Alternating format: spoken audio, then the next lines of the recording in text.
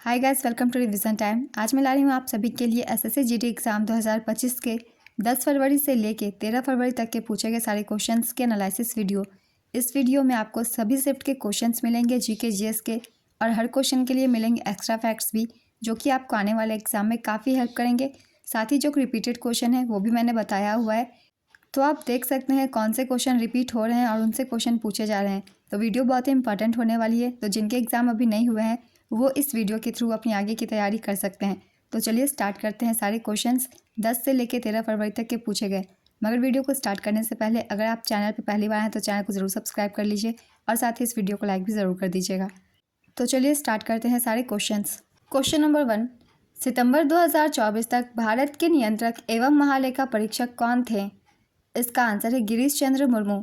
अगस्त 2020 से नवंबर 2024 तक गिरीश चंद्र मुर्मू भारत के नियंत्रक एवं महालेखा परीक्षक थे। वे भारत के 14वें सीएजी थे। नवंबर 2024 में भारत के नए और 15वें नियंत्रक एवं महालेखा परीक्षक के रूप में के संजय मूर्ति को नियुक्त किया गया है। भारत का संविधान भाग 5 के तहत अध्याय 5 में भारत के नियंत्रक और महालेखा परीक्षक के एक स्वतंत्र पद का प्रावधान करता है। सीएजी का उल्लेख संविधान में अनुच्छेद 148 से 151 के तहत किया गया है। अनुच्छेद 148 भारत के नियंत्रक महालेखा परीक्षक होंगे, इसका प्रावधान करता है। अनुच्छेद 149 भारत के नियंत्रक महालेखा परीक्षक के कर्तव्य एवं शक्तियों से संबंधित है। अनुच्छेद 150 संघ के और राज्यों के लेखाओं का प्रारूप। अनुच्छेद 151 लेखा परीक्षा प्रतिवेदन। अनुच्छेद 279 शुद्ध आय की गणना सीएजी द्वारा प्रमाणित की जाती है, जिसका प्रमाण पत्र अंतिम माना जाता है। भारत के पहले नियंत्रक एवं महालेखा परीक्षक सर एडवर्ड ड्रमोंड थे। वे साल 1860 में इस पद पर नियुक्त हुए थे। स्वतंत्रता के बाद भारत के पहले नियंत्रक एवं महालेखा परीक्षक वी नरहरि राव थे। नेक्स्ट क्वेश्चन, डबल्स मैचों के लिए टेनिस कोर्ट की चौड़ाई कितनी होती है? इसका आंसर है 10.97 मीटर। डबल्स मैचों के लिए टेनिस कोर्ट की चौड़ाई 36 फुट यानी कि 10.97 मीटर होती है। डबल्स मैचों में कोर्ट के दोनों तरफ के एली 4.6 फुट यानी कि 1.37 मीटर चौड़े होते हैं। वही सिंगल्स मैचों के लिए कोर्ट की चौड़ाई 27 फुट 8.23 मीटर होती है। मानक टेनिस कोर्ट की लंबाई 78 फुट यानी कि 23.77 मीटर की होती है। नेक्स्ट क्वेश्चन, लोना कितने अंकों का होता है? इसका आंसर है 2। लोना शब्द कबड्डी खेल से जुड़ा है। कबड्डी में जब बचाव करने वाली टीम के सभी खिलाड़ी आउट हो जाते हैं तो हमलावर टीम को 2 अंक का बोनस दिया जाता है, जिसे लोना कहते हैं। लोना शब्द लोनी से लिया गया है, जिसका मतलब असफल यानी हारना होता है। नेक्स्ट क्वेश्चन, भारतीय संविधान का अनुच्छेद 32 किससे संबंधित है? इसका आंसर है संवैधानिक उपचार के अधिकार से। अनुच्छेद 32 भारतीय संविधान के भाग 3 से संबंधित है। भारतीय संविधान का अनुच्छेद 32 व्यक्तियों को न्याय मांगने के लिए सर्वोच्च न्यायालय में जाने का अधिकार देता है। अनुच्छेद 32 के तहत संसद सर्वोच्च न्यायालय की शक्ति प्रयोग करने के लिए किसी अन्य न्यायालय को भी सौंप सकती है, बशर्ते कि वह उसके अधिकार क्षेत्र में हो। अनुच्छेद 32 मौलिक अधिकारों के प्रवर्तन के लिए है। इस अनुच्छेद के तहत प्रदान किए गए न्यायिक आदेश के क्षेत्राधिकार की प्रकृति विवेकाधीन होती है। अनुच्छेद 32 को डॉक्टर BR अम्बेडकर द्वारा भारतीय संविधान का हृदय और आत्मा बताया गया है। संविधान के अनुच्छेद 32 के तहत प्रदान किए गए 5 प्रकार के न्यायिक आदेश हैं। पहला है बंदी प्रत्यक्षीकरण, दूसरा अधिकार परीक्षा, तीसरा परमादेश, चौथा उत्प्रेषण और पांचवा नज़रबंदी। नेक्स्ट क्वेश्चन, लोक कलाकार महावीर गुड्डू किस राज्य से संबंधित है? इसका आंसर है हरियाणा। हरियाणा के जिंद निवासी लोक कलाकार महावीर गुड्डू को वर्ष 2024 में पद्मश्री से सम्मानित किया गया था। उन्हें धोती कुर्ता में सोलो डांस का भी जनक माना जाता है। महावीर गुड्डू जिंद जिले के गांगोली गांव के रहने वाले हैं। नेक्स्ट क्वेश्चन, विज्ञान में वी क्या दर्शाता है?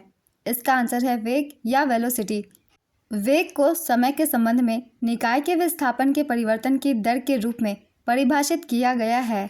नेक्स्ट क्वेश्चन, खिलाफत आंदोलन किस धर्म से जुड़ा हुआ था?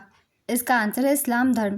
पहले भी खिलाफत आंदोलन से क्वेश्चन पूछे गए थे, मैंने बताया था एक्स्ट्रा फैक्ट्स में, ये इस्लाम धर्म से जुड़ा हुआ था। 1919 में शुरू हुआ खिलाफत आंदोलन मुसलमानों और हिंदुओं को ब्रिटिश शासन के खिलाफ एक साझा मंच पर लाया, जो असहयोग आंदोलन का सबसे महत्वपूर्ण कारण था। खिलाफत आंदोलन को दो अली भाइयों मोहम्मद अली और शौकत अली, मौलाना आज़ाद, हकीम अजमल खान और हसरत मोहानी के नेतृत्व में शुरू किया गया था। खिलाफत आंदोलन भारत में एक अखिल इस्लामी ताकत है जो 1919 में ब्रिटिश राज के एकीकरण के प्रतीक के रूप में तुर्क खलीफा को पुनर्जीवित करने के लक्ष्य के साथ शुरू हुआ था। खिलाफत आंदोलन और कांग्रेस असहयोग आंदोलन 1920 के अंत तक एक राष्ट्रव्यापी आंदोलन में विलय हो गया। लॉर्ड चेम्सफोर्ड उस समय वायसराय थे। नेक्स्ट क्वेश्चन, सुरेंद्र मोहन मिश्र और गोदावरी सेन कला के क्षेत्र में पद्मश्री 2024 पुरस्कार विजेता किस राज्य से संबंधित है? इसका आंसर है वाराणसी, उत्तर प्रदेश। वर्ष 2024 में 132 पद्म पुरस्कार प्रदान किए गए थे, जिसमें से 30 महिलाएं भी थीं। इनमें से 5 को पद्म विभूषण, 17 को पद्म भूषण और 110 को पद्मश्री प्रदान किया गया था। 2025 के भी पद्म पुरस्कार प्रदान कर दिए गए हैं। चलिए एक बार रिवीजन कर लेते हैं। वर्ष 2025 में कुल 139 पद्म पुरस्कार दिए जाने की घोषणा हुई, जिसमें पद्म विभूषण 7, पद्म भूषण 1, पद्मश्री 113 शामिल है और महिला पुरस्कार विजेता की संख्या 23 है। नेक्स्ट क्वेश्चन, मुद्रा का पर्यायवाची शब्द बताइए। इसका आंसर है मोहर, सिक्का, अंगूठी, छाप, रुपया, अशरफी। उत्कर्ष का विलोम शब्द क्या होगा? इसका आंसर है अपकर्ष। उधार का विलोम शब्द क्या होगा? इसका आंसर है नगद। विश्व स्वास्थ्य संगठन और यूनिसेफ के आंकड़ों के अनुसार 2020 से 21 में वैश्विक आबादी के कितने प्रतिशत लोगों के पास पीने का पानी नहीं था? इसका आंसर है 26% लोगों के पास। विश्व स्वास्थ्य संगठन और यूनिसेफ के आंकड़ों के अनुसार 2020-21 में वैश्विक आबादी के लगभग 26% या लगभग 2 बिलियन लोगों के पास सुरक्षित पेयजल तक की पहुंच नहीं थी, जिसका अर्थ है कि उनके पास स्वच्छ पेयजल तक पहुंच का अभाव था। नेक्स्ट क्वेश्चन, वर्तमान में भारत सरकार के कैबिनेट सचिव कौन है? इसका आंसर है डॉक्टर टीवी सोमनाथन। कैबिनेट सचिव भारत सरकार में सर्वोच्च पद का कार्यकारी अधिकारी और सिविल सेवक होता है। नेक्स्ट क्वेश्चन, टेक्टोनिक प्लेटें कितनी प्रकार की होती हैं? इसका आंसर है 3 प्रकार की। टेक्टोनिक प्लेटें 3 प्रकार की होती है। इनके नाम है अपसारी प्लेटें, अभिसारी प्लेटें और रूपांतरित प्लेटें। नेक्स्ट क्वेश्चन, किसी राज्य की विधानसभा में कोई धन विधेयक किसकी सिफारिशों पर प्रस्तुत किया जा सकता है? इसका आंसर है राज्यपाल की सिफारिश पर। भारत के संविधान 1949 में अनुच्छेद 198 में कहा गया है कि धन विधेयक को विधान परिषद में पेश नहीं किया जाएगा, इसे केवल विधानसभा में ही प्रस्तुत किया जा सकता है। किसी राज्य की विधानसभा में राज्य के राज्यपाल की सिफारिशों के बिना कोई धन विधेयक पेश नहीं किया जा सकता है। नेक्स्ट क्वेश्चन, 2011 की जनगणना के अनुसार भारत का जनसंख्या घनत्व कितना था? इसका आंसर है 382 व्यक्ति प्रति वर्ग किलोमीटर। 2011 की जनगणना के अनुसार भारत का जनसंख्या घनत्व 382 व्यक्ति प्रति वर्ग किलोमीटर था। जनसंख्या घनत्व का तात्पर्य प्रति वर्ग किलोमीटर में निर्वासित औसत जनसंख्या से है। 2001 की जनगणना के अनुसार भारत का जनसंख्या घनत्व 324 व्यक्ति प्रति वर्ग किलोमीटर था। ये 2001 की डाटा थी। 2011 की जनगणना के अनुसार सर्वाधिक जनसंख्या घनत्व वाला राज्य बिहार था। बिहार की जनसंख्या घनत्व थी 1106 व्यक्ति प्रति वर्ग किलोमीटर। दूसरे स्थान पर था पश्चिम बंगाल, इसकी जनसंख्या थी 1028 व्यक्ति प्रति वर्ग किलोमीटर। तीसरे स्थान पर केरल था, यहाँ की जनसंख्या घनत्व थी 860 व्यक्ति प्रति वर्ग किलोमीटर। तो ये सर्वाधिक जनसंख्या घनत्व वाले राज्य थे। अब जान लेते हैं 2011 की जनगणना के अनुसार न्यूनतम जनसंख्या घनत्व वाले राज्य। पहले स्थान पर थी अरुणाचल प्रदेश, यहाँ मात्र 17 व्यक्ति प्रति वर्ग किलोमीटर थी। न्यूनतम जनसंख्या घनत्व वाला दूसरा राज्य मिजोरम था, यहाँ मात्र 52 व्यक्ति प्रति वर्ग किलोमीटर जनसंख्या घनत्व था। न्यूनतम जनसंख्या घनत्व वाला तीसरा राज्य सिक्किम है, यहाँ मात्र 86 व्यक्ति प्रति वर्ग किलोमीटर है। 2011 की जनगणना के अनुसार अब जान लेते हैं केंद्र शासित प्रदेशों के स्थान। पहले स्थान पर है दिल्ली, यहाँ 11,320 व्यक्ति प्रति वर्ग किलोमीटर है। दिल्ली के बाद चंडीगढ़, यहाँ 9,258 और पुदुचेरी 2,547 का स्थान है। 2011 की जनगणना के अनुसार न्यूनतम जनसंख्या घनत्व वाला केंद्र शासित प्रदेश अंडमान और निकोबार द्वीप समूह है, यहाँ की जनसंख्या घनत्व 46 व्यक्ति प्रति वर्ग किलोमीटर है। जनसंख्या घनत्व से जितने भी क्वेश्चन बन सकते थे मैंने सभी लिख दिया है, इन सभी को आप सब अच्छे से याद रखिएगा, बहुत ही इंपॉर्टेंट पॉइंट्स है सभी। नेक्स्ट क्वेश्चन, यूकैरियोटिक और प्रोकैरियोटिक कोशिकाओं दोनों में कौन सा कोशिकांग पाया जाता है? इसका आंसर है राइबोसोम। राइबोसोम प्रोकैरियोटिक और यूकैरियोटिक दोनों तरह की कोशिकाओं में पाया जाने वाला एकमात्र कोशिकांग है। राइबोसोम प्रोटीन संश्लेषण के लिए जिम्मेदार होता है। प्रोकैरियोटिक कोशिकाओं में केंद्रक नहीं होता, जबकि यूकैरियोटिक कोशिकाओं में केंद्रक होता है। प्रोकैरियोटिक कोशिकाएं एक कोशिकीय होती है, जबकि यूकैरियोटिक कोशिकाएं बहुकोशिकीय होती है। राइबोसोम झिल्ली रहित कोशिकांग होता है। राइबोसोम आरएनए और प्रोटीन से मिलकर बना होता है। प्रोकैरियोटिक कोशिकाओं में राइबोसोम 705 प्रकार के होते हैं, जबकि यूकैरियोटिक कोशिकाओं में राइबोसोम 805 प्रकार के होते हैं। इन सभी पॉइंट्स को आप सब अच्छे से याद रखिएगा, क्योंकि इनके बीच का डिफरेंस पूछ लिया जाता है एग्जाम्स में। नेक्स्ट क्वेश्चन, किस अनुच्छेद में धार्मिक स्वतंत्रता का वर्णन है? इसका आंसर है अनुच्छेद 25 से 28। अनुच्छेद 25 के मुताबिक हर नागरिक को अपने धर्म का शांतिपूर्ण अभ्यास करने और बढ़ावा देने का अधिकार है। भारतीय संविधान के अनुच्छेद 25 में कहा गया है कि सभी व्यक्ति समान रूप से अंतरात्मा की स्वतंत्रता और सार्वजनिक व्यवस्था, नैतिकता और स्वास्थ्य के लिए धर्म के स्वतंत्र रूप से प्रचार, अभ्यास और प्रचार करने के अधिकार के हकदार हैं। भारतीय संविधान के अनुच्छेद 26 में कहा गया है कि सभी संप्रदाय धर्म के मामलों में अपने स्वयं के मामलों का प्रबंधन कर सकते हैं। भारतीय संविधान के अनुच्छेद 27 में कहा गया है कि किसी भी व्यक्ति को किसी विशेष धर्म या धार्मिक संप्रदाय के प्रचार या रखरखाव के लिए कोई भी कर देने के लिए बाध्य नहीं किया जाएगा। तो मौलिक अधिकार से हर एक शिफ्ट में क्वेश्चन बन रहे हैं, इसलिए मौलिक अधिकार आप सब अच्छे से याद करके जाइएगा। नेक्स्ट क्वेश्चन, 5वीं और 6ठी पंचवर्षीय योजना के बीच की योजना को किस नाम से जाना जाता है? इसका आंसर है रोलिंग योजना। जनता सरकार ने 1977 से 78 में 5वीं पंचवर्षीय योजना को अस्वीकार कर दिया और एक नई 6ठी पंचवर्षीय योजना शुरू की, जिसे रोलिंग प्लान के रूप में जाना जाता है। इसकी अवधि 1978 से 80 तक की थी। भारत में रोलिंग योजना को डीटी लकड़वाला को लागू करने का श्रेय दिया जाता है। रोलिंग योजना की अवधारणा गुनार मेडल द्वारा गढ़ी गई थी। 24 मार्च 1977 को जनता पार्टी की सरकार बनी और मोरारजी देसाई प्रधानमंत्री बने। 6ठी पंचवर्षीय योजना को कांग्रेस सरकार के प्रधानमंत्री श्रीमती इंदिरा गांधी द्वारा समय से पहले ही 1980 में समाप्त कर दिया गया था। भारत में गरीबी हटाओ का नारा 5वीं पंचवर्षीय योजना के तहत दिया गया था। इस योजना का कार्यकाल 1974 से 78 ईस्वी तक था। 6ठी पंचवर्षीय योजना 1 अप्रैल 1980 से 31 मार्च 1985 तक थी। यह योजना इनपुट आउटपुट मॉडल पर आधारित थी। 6ठी पंचवर्षीय योजना के दौरान बी शिवरामन समिति की सिफारिश पर 12 जुलाई 1982 को नाबार्ड की स्थापना की गई थी। ये कुछ महत्वपूर्ण पॉइंट्स थे रोलिंग योजना से और 5वीं और 6ठी पंचवर्षीय योजना से। इन सभी से क्वेश्चन पूछ लिए जाते हैं, इसलिए इन सभी को याद रखिएगा। अगला क्वेश्चन है, भारतीय संविधान में कितने अनुच्छेद हैं? इसका आंसर है 470। भारतीय संविधान में वर्तमान समय में 470 अनुच्छेद तथा 12 अनुसूचियां हैं और ये 25 भागों में विभाजित है। इसके निर्माण के समय मूल संविधान में 395 अनुच्छेद थे जो 22 भागों में विभाजित थे। इसमें केवल 8 अनुसूचियां थी। तो आपको शुरुआत के भी याद रखने हैं और वर्तमान में कितने हैं वो भी याद रखने हैं। दोनों ही पॉइंट्स बहुत ही ज़्यादा इंपॉर्टेंट है। संविधान सभा ने 26 नवंबर 1949 को इसे अंगीकृत किया था। यह 26 जनवरी 1950 को लागू हुआ था। नेक्स्ट क्वेश्चन, नाटू नाटू गाने के लेखक कौन है?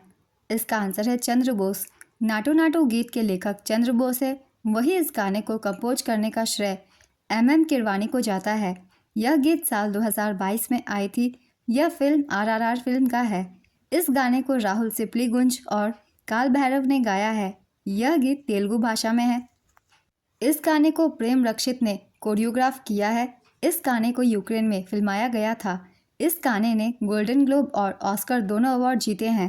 यह गीत भारत के इतिहास में पहला ऐसा गीत है जिसने गोल्डन ग्लोब अवार्ड जीता था। नाटू नाटू गाने के निर्देशक SS राजामौली हैं। नेक्स्ट क्वेश्चन, उझावर तिरुनल त्यौहार किस राज्य में मनाया जाता है? इसका आंसर है तमिलनाडु। यह त्यौहार पोंगल के तीसरे दिन मनाया जाता है। नेक्स्ट क्वेश्चन, तीरंदाजी में पीले रंग के केंद्र बिंदु यानी बुलसाई पर तीर लगने पर कितने अंक मिलते हैं? इसका आंसर है 10 अंक।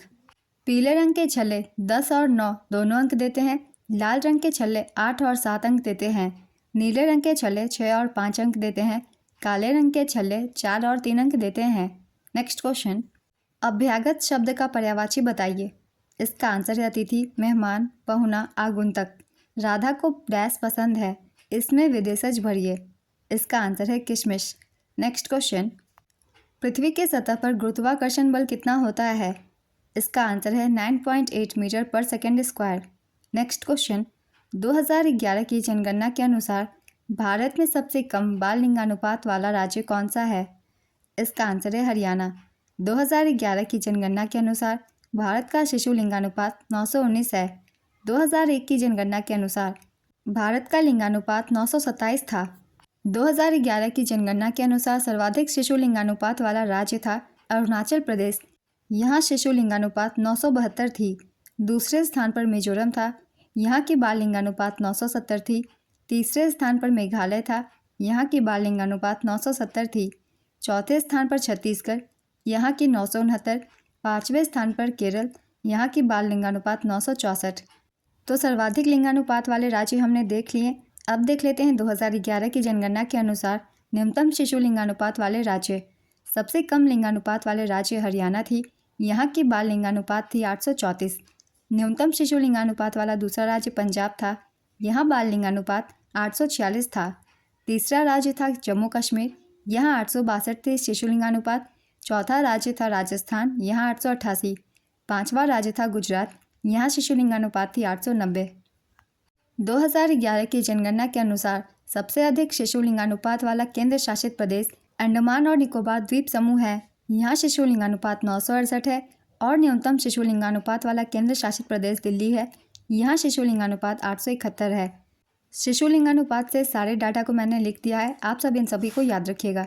नेक्स्ट क्वेश्चन, 56वीं सीनियर राष्ट्रीय खो खो चैंपियनशिप 2023-24 का फाइनल किस स्टेडियम में आयोजित हुआ था? इसका आंसर है इंदिरा गांधी इंडोर स्टेडियम नई दिल्ली में। महाराष्ट्र की पुरुष टीम ने रेलवे को हराकर पुरुष चैंपियनशिप जीता और महाराष्ट्र की महिला टीम ने AAI को हराकर महिला चैंपियनशिप जीता। इसका आयोजन इंदिरा गांधी इंडोर स्टेडियम और कर्नैल सिंह स्टेडियम दिल्ली में किया गया। संस्करण था 56वां।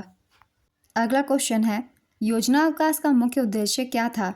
इसका आंसर है तीसरी योजना की विफलता के कारण होने वाले आर्थिक नुकसान को सुधारना। तीसरी पंचवर्षीय योजना की दयनीय विफलता के कारण सरकार को योजना अवकाश घोषित करना पड़ा। इस बीच की अवधि के दौरान 3 वार्षिक योजनाएं तैयार की गई।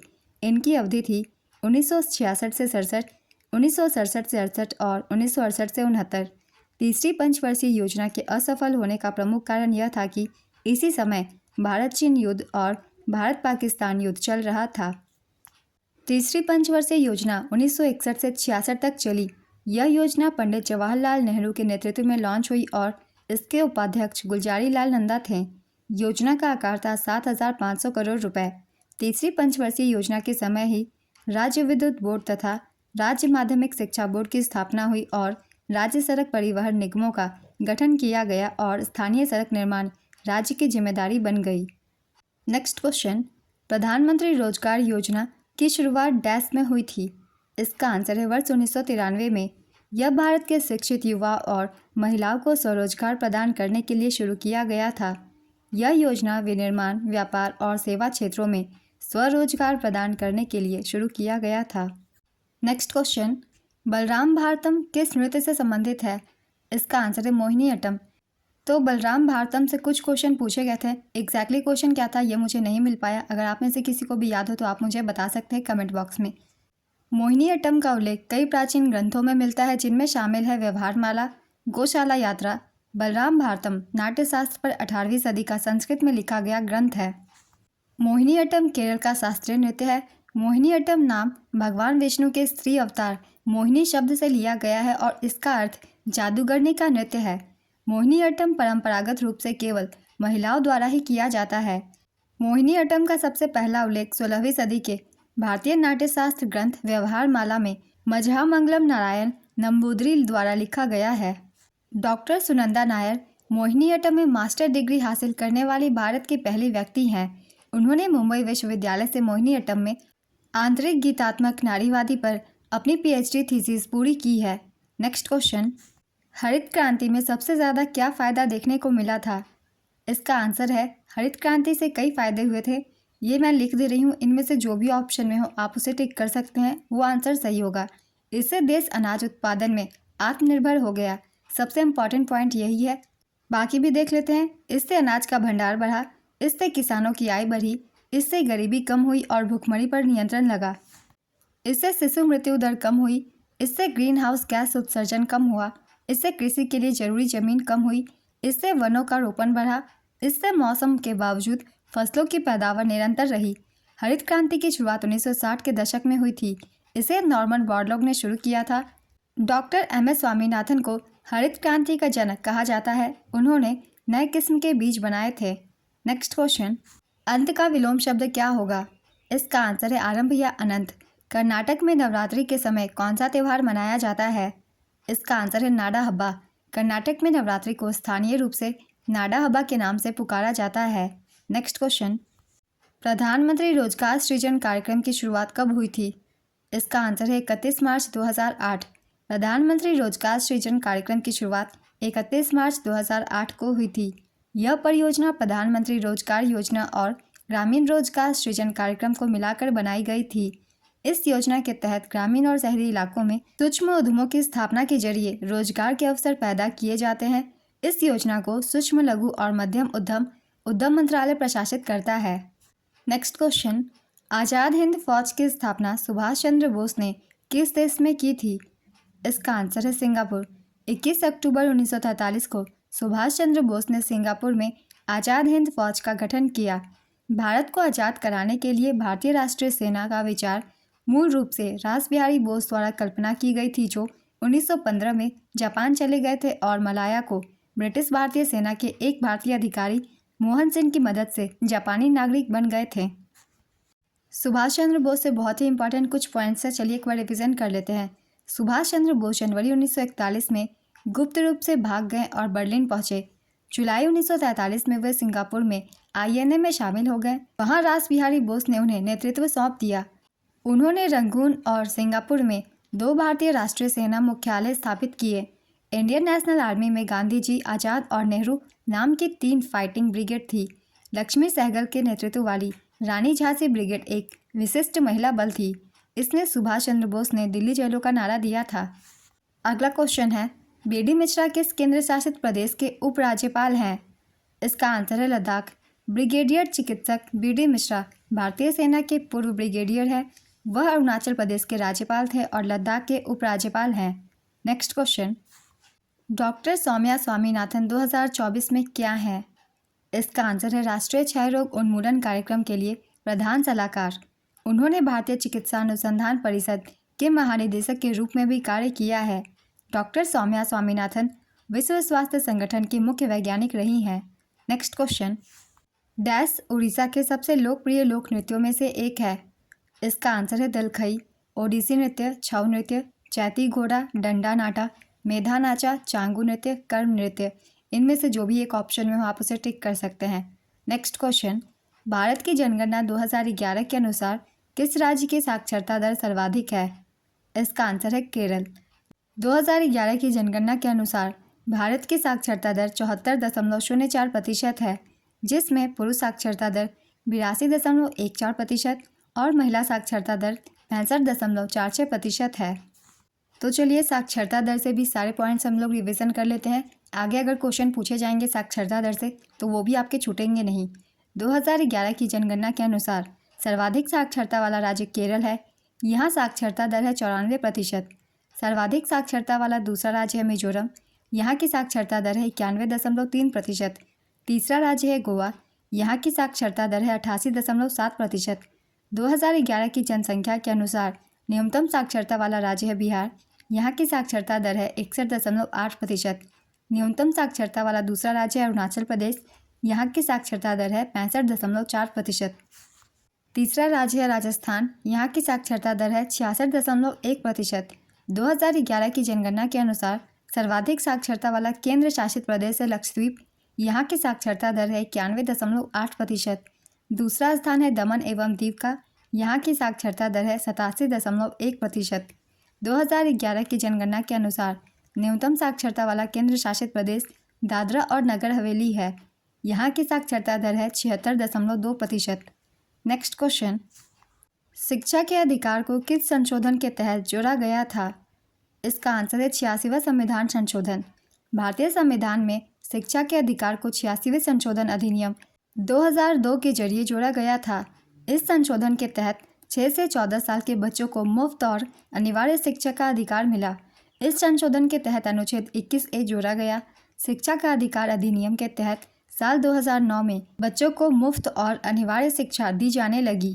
नेक्स्ट क्वेश्चन, IPL 2023 में पर्पल कैप किसे मिला था? इसका आंसर है मोहम्मद शमी। वर्ष 2023 में टाटा IPL का खिताब चेन्नई सुपर किंग्स ने जीता था। उपविजेता रही थी Gujarat Titans. Final match Ahmedabad के नरेंद्र मोदी स्टेडियम में खेला गया था। संस्करण था 16वां। तो चलिए एक बार रिवीजन कर लेते हैं टाटा IPL 2024 की भी। विजेता थी Kolkata night Riders. Kolkata night Riders ने टाटा IPL 2024 का खिताब तीसरी बार जीता। इससे पहले 2012, 2014 और 2024 में इसने यह खिताब हासिल किया है। उपविजेता थी सनराइजर्स हैदराबाद। संस्करण था 17वां। KKR के कप्तान थे श्रेयस अय्यर।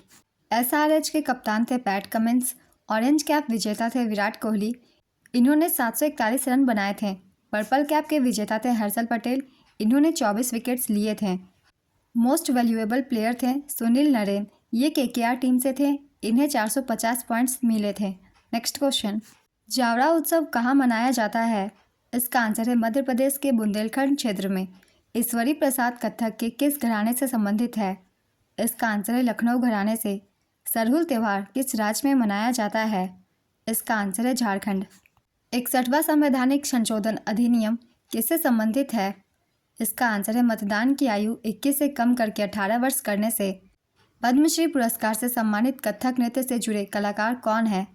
इसका आंसर है सितारा देवी और डॉक्टर पुरुषोत्तम दाधीच। नील आर्मस्ट्रॉन्ग के साथ पहली बार चंद्रमा पर जाने वाले दूसरे अंतरिक्ष यात्री कौन थे? इसका आंसर है बज एल्ड्रिन।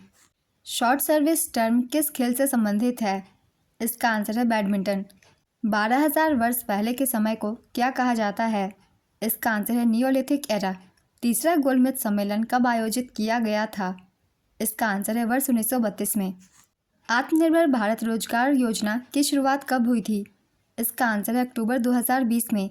इस योजना का मकसद नियोक्ताओं को प्रोत्साहित करके रोजगार के अवसर बढ़ाना और बेरोजगारी को कम करना है। इस योजना के तहत कर्मचारी भविष्य निधि संगठन EPFO के जरिए लाभ दिया जाता है।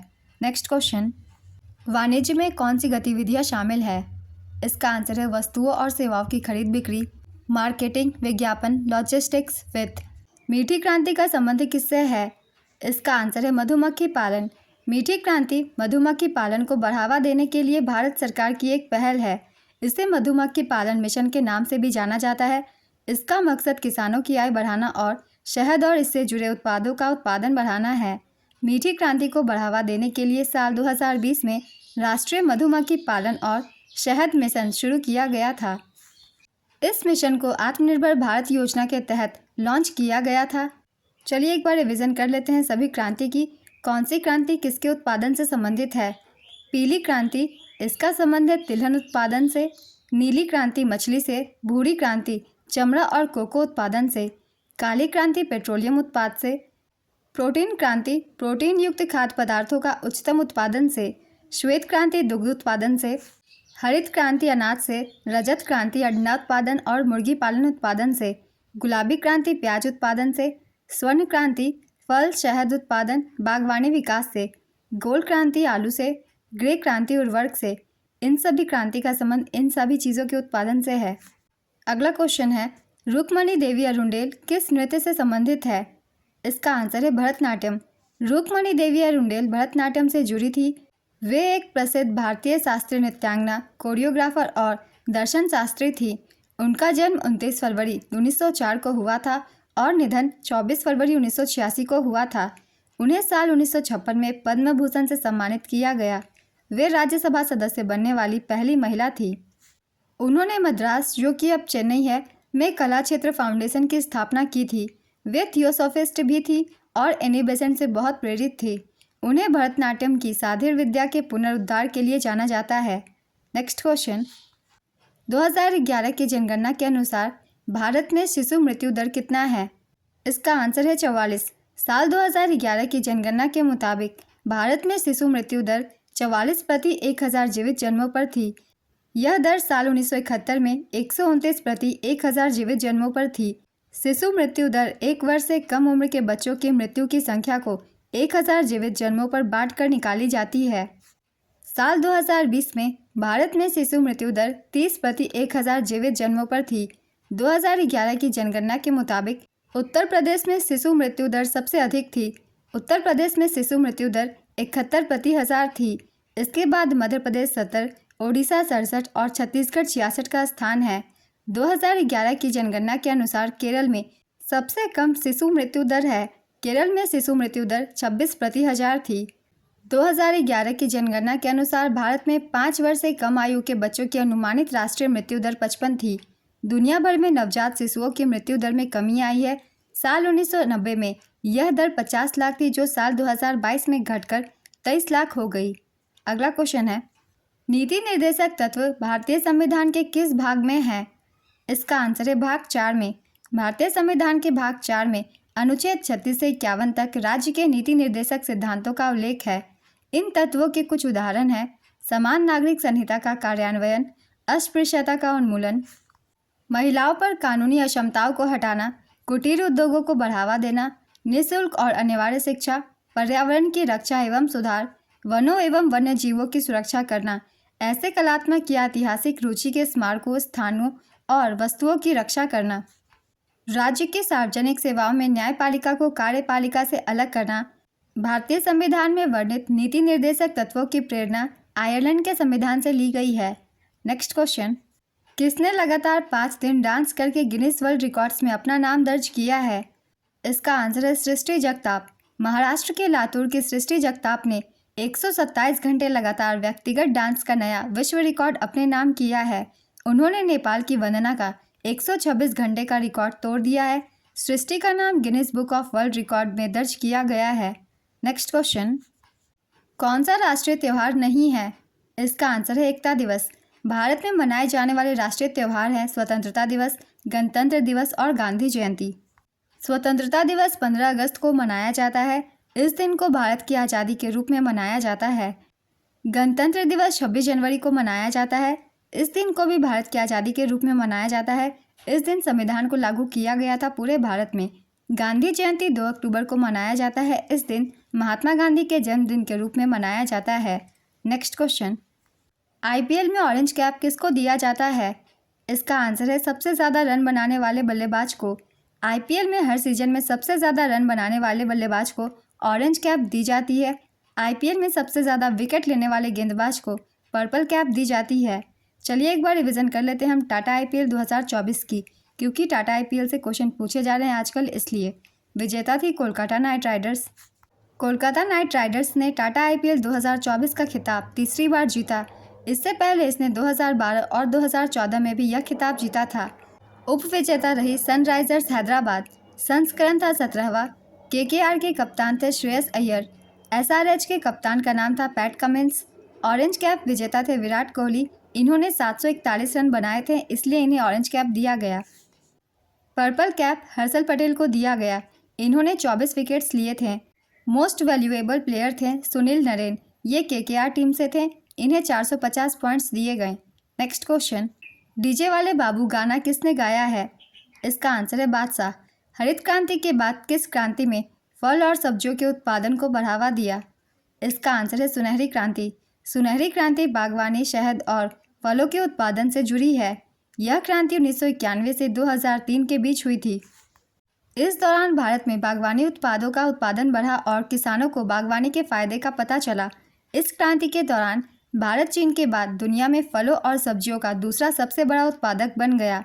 सुनहरी क्रांति के जनक निरपक टूटेज थे। नेक्स्ट क्वेश्चन, RGNIYD का फुल फॉर्म क्या है? इसका आंसर है Rajiv Gandhi national institute of youth development. Bharat में राष्ट्रीय आपातकाल के दौरान कौन लोकसभा के कार्यकाल को एक बार में 1 साल तक बढ़ा सकती है? इसका आंसर है संसद।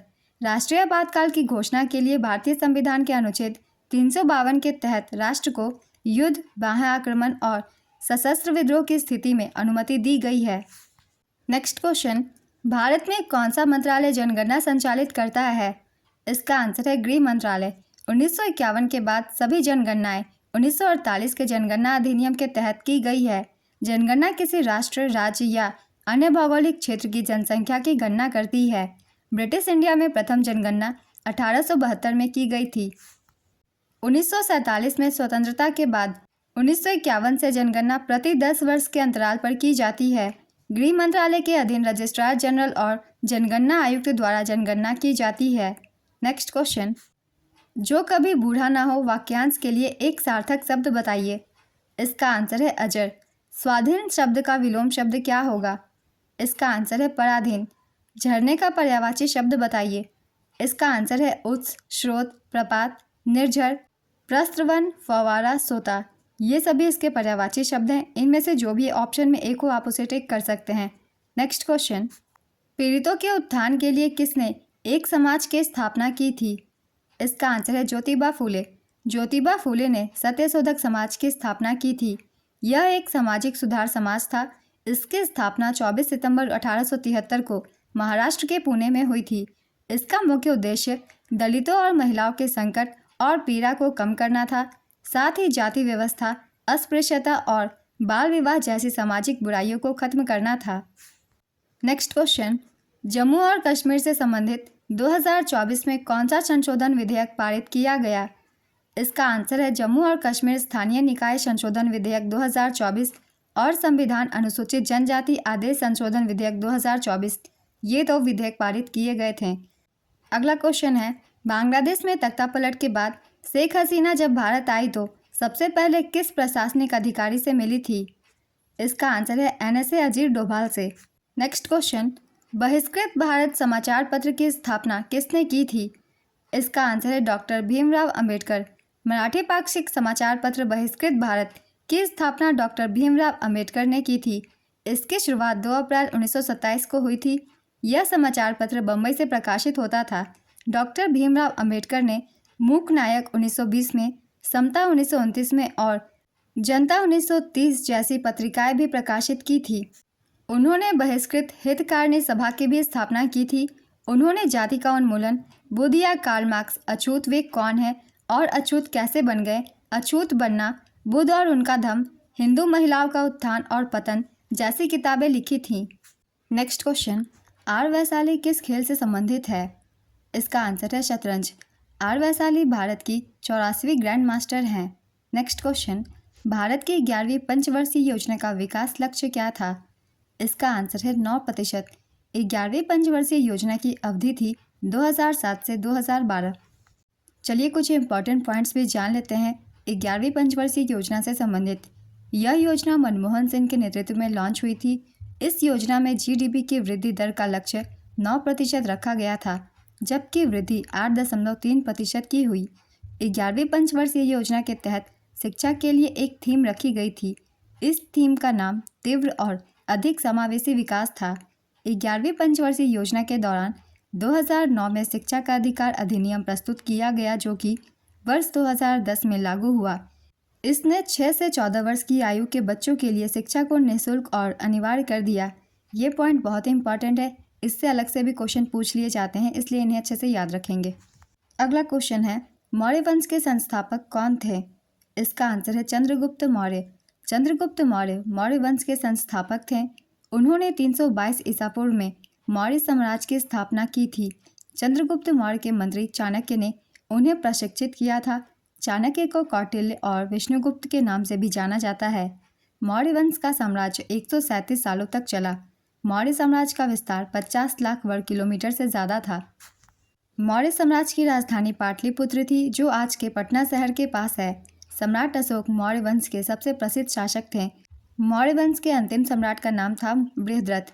नेक्स्ट क्वेश्चन, UPSC के अध्यक्ष पद से किसने इस्तीफा दे दिया है? इसका आंसर है मनोज सोनी। UPSC के चेयरमैन मनोज सोनी ने अपना कार्यकाल शुरू होने के 1 साल बाद ही इस्तीफा दे दिया था।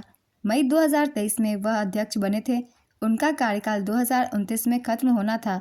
उन्होंने व्यक्तिगत कारणों से इस्तीफा दिया था। भारतीय संविधान के भाग 14 में अनुच्छेद 315 से 323 तक UPSC का प्रावधान किया गया है। UPSC के वर्तमान अध्यक्ष है प्रीति सूदन। अगला क्वेश्चन है, पूर्वोत्तर भारत का दूसरा सबसे साक्षर राज्य कौन सा है? इसका आंसर है त्रिपुरा। त्रिपुरा की साक्षरता दर 2011 की जनगणना के अनुसार 87.8% है। साल 2011 की जनगणना के मुताबिक त्रिपुरा की साक्षरता दर भारत में चौथी सबसे ज़्यादा थी। उत्तर पूर्व भारत का सबसे साक्षर राज्य मिजोरम है। यहाँ की साक्षरता दर 91.33% है। केरल में सबसे अधिक साक्षरता दर है 93.91%। 2011 की जनसंख्या के अनुसार न्यूनतम साक्षरता वाला राज्य बिहार है। यहाँ की साक्षरता दर है 61.8%। न्यूनतम साक्षरता वाला दूसरा राज्य और पूर्वोत्तर का सबसे कम साक्षरता वाला राज्य अरुणाचल प्रदेश है। यहाँ की साक्षरता दर है 65.4%। नेक्स्ट क्वेश्चन, साल 2011 की जनगणना के मुताबिक उत्तर प्रदेश की आबादी भारत की कुल आबादी का कितना प्रतिशत थी? इसका आंसर है 16.16%। साल 2011 की जनगणना के मुताबिक उत्तर प्रदेश की आबादी भारत की कुल आबादी का 16.16% थी। साल 2011 में उत्तर प्रदेश की आबादी 19,98,12,341 थी। साल 2011 की जनगणना के मुताबिक उत्तर प्रदेश में ग्रामीण इलाकों में रहने वाले लोगों की संख्या 77.73% थी और शहरी इलाकों में रहने वाले लोगों की संख्या 22.27% थी। नेक्स्ट क्वेश्चन, वर्ष 1950 में भारत के सर्वोच्च न्यायालय में न्यायाधीशों की संख्या कितनी थी? इसका आंसर है 8। साल 1950 में सुप्रीम कोर्ट में 8 जज थे। संसद ने साल 1956 में न्यायाधीशों की संख्या बढ़ाकर 11 कर दी। संसद ने समय समय पर सुप्रीम कोर्ट में जजों की संख्या बढ़ाई है। साल 1956 में जजों की संख्या बढ़ाकर 11 कर दी गई। तो चलिए देखते हैं कब कब बढ़ाई गई जजों की संख्या सुप्रीम कोर्ट में। साल 1960 में जजों की संख्या बढ़ाकर 14 कर दी गई। साल 1978 में जजों की संख्या बढ़ाकर 18 कर दी गई। साल 1986 में जजों की संख्या बढ़ाकर 26 कर दी गई। साल 2009 में जजों की संख्या बढ़ाकर 31 कर दी गई। साल 2019 में जजों की संख्या बढ़ाकर 34 कर दी गई। तो अभी 2025 के अनुसार अगर पूछा जाए तो इसका आंसर होगा 34। भारत के सर्वोच्च न्यायालय में मुख्य न्यायाधीश के अलावा अधिकतम 33 अन्य जज हो सकते हैं। भारत के सर्वोच्च न्यायालय की स्थापना 26 जनवरी 1950 को हुई थी। यह तिलक मार्ग नई दिल्ली में स्थित है। भारत के पहले मुख्य न्यायाधीश सर हरिलाल जेकी सुंदस कानिया थे। भारत के वर्तमान मुख्य न्यायाधीश न्यायमूर्ति संजीव खन्ना हैं। ये 91वें नंबर के मुख्य न्यायाधीश हैं। इनसे पहले 50वें नंबर के DY चंद्रचूड़ थे। नेक्स्ट क्वेश्चन, थाईपुसम त्यौहार किस राज्य में मनाया जाता है? इसका आंसर है तमिलनाडु। यह त्यौहार भगवान मुरुगन को समर्पित है। इसे थाईपुसम थिरुविजा भी कहा जाता है। नेक्स्ट क्वेश्चन, पोपिर नृत्य किस राज्य के गालो जनजाति का प्रसिद्ध लोक नृत्य है? इसका आंसर है अरुणाचल प्रदेश। जुलाई 2024 में प्रधानमंत्री नरेंद्र मोदी को रूस का कौन सा सर्वोच्च सम्मान से सम्मानित किया गया था? इसका आंसर है the order of saint Andrew the apostle. Next question, Bharat के संविधान के अनुच्छेद 49 में क्या प्रावधान है? इसका आंसर है स्मारकों एवं स्थानों तथा प्राकृतिक महत्व की वस्तुओं का संरक्षण। नेक्स्ट क्वेश्चन, तलवार एक अच्छा डैश है। इसका आंसर है अस्त्र। निम्न में से कौन सा स्त्रीलिंग शब्द है? इसका आंसर है झील। इच्छा का पर्यायवाची शब्द क्या है? इसका आंसर है अभिलाषा, आकांक्षा, कामना, लालसा, मनोकामना, वांछा, इप्सा, मर्जी। ये सभी हैं। इनमें से जो भी एक भी ऑप्शन में आप उसे टिक कर सकते हैं, आंसर सही होगा। नेक्स्ट क्वेश्चन, गला छुड़ाना मुहावरे का अर्थ क्या है? इसका आंसर है पीछा छुड़ाना या छुटकारा पाना। भयभीत शब्द का विलोम शब्द क्या होगा? इसका आंसर है निर्भय, बहादुर, शांत, निडर, साहसी, आत्मविश्वासी, वीर। नेक्स्ट क्वेश्चन, डैश बेटे को बुलाकर लाओ, इसमें विदेशज भरिए। इसका आंसर है इस औरत। पंडित भोलानाथ प्रसन्ना किस वाद्य यंत्र से संबंधित है? इसका आंसर है बांसुरी। पंडित भोलानाथ प्रसन्ना बांसुरी वादक थे। उनका जन्म वाराणसी में हुआ था। वे प्रसिद्ध बांसुरी वादक पंडित हरिप्रसाद चौरसिया के गुरु थे। चलिए कुछ और भी महत्वपूर्ण व्यक्तियों के बारे में जान लेते हैं। इनका संबंध किस वाद्य यंत्र से है? इनसे भी अधिकतर क्वेश्चन पूछ लिए जाते हैं, इसलिए आपके एग्जाम के लिए ये भी बहुत ही ज़्यादा इंपॉर्टेंट है। सरोद, सरोद से संबंधित व्यक्ति हैं अमजद अली खान, अलाउद्दीन खान, अली अकबर खान, विश्वजीत राय चौधरी, बुद्धदेव दास गुप्ता। संतूर से संबंधित है शिव कुमार शर्मा और भजन सोपारी। सितार से संबंधित व्यक्ति हैं पंडित रविशंकर, उमाशंकर मिश्र, बुद्धादित्य मुखर्जी, विलायत खान, शाहिद परवेज। तबला से संबंधित व्यक्ति है महत्वपूर्ण जाकिर हुसैन, अला रखा खान, गुदई महाराज, किशन महाराज, लतीफ़ खान, सुखविंदर सेन। अगला क्वेश्चन है, राष्ट्रीय हिंदी विज्ञान सम्मेलन 2024 कहाँ आयोजित किया गया था? इसका आंसर है भोपाल में। चौथा राष्ट्रीय हिंदी विज्ञान सम्मेलन 2024 30 से 31 जुलाई 2024 को भोपाल में आयोजित किया गया था, जिसका उद्देश्य शोधकर्ताओं को हिंदी में अपना कार्य प्रस्तुत करने और चर्चा करने के लिए एक मंच प्रदान करना है। हिंदी में विज्ञान और प्रौद्योगिकी आधारित शोध को समृद्ध करना और हिंदी माध्यम से विज्ञान और प्रौद्योगिकी को लोकप्रिय बनाना है।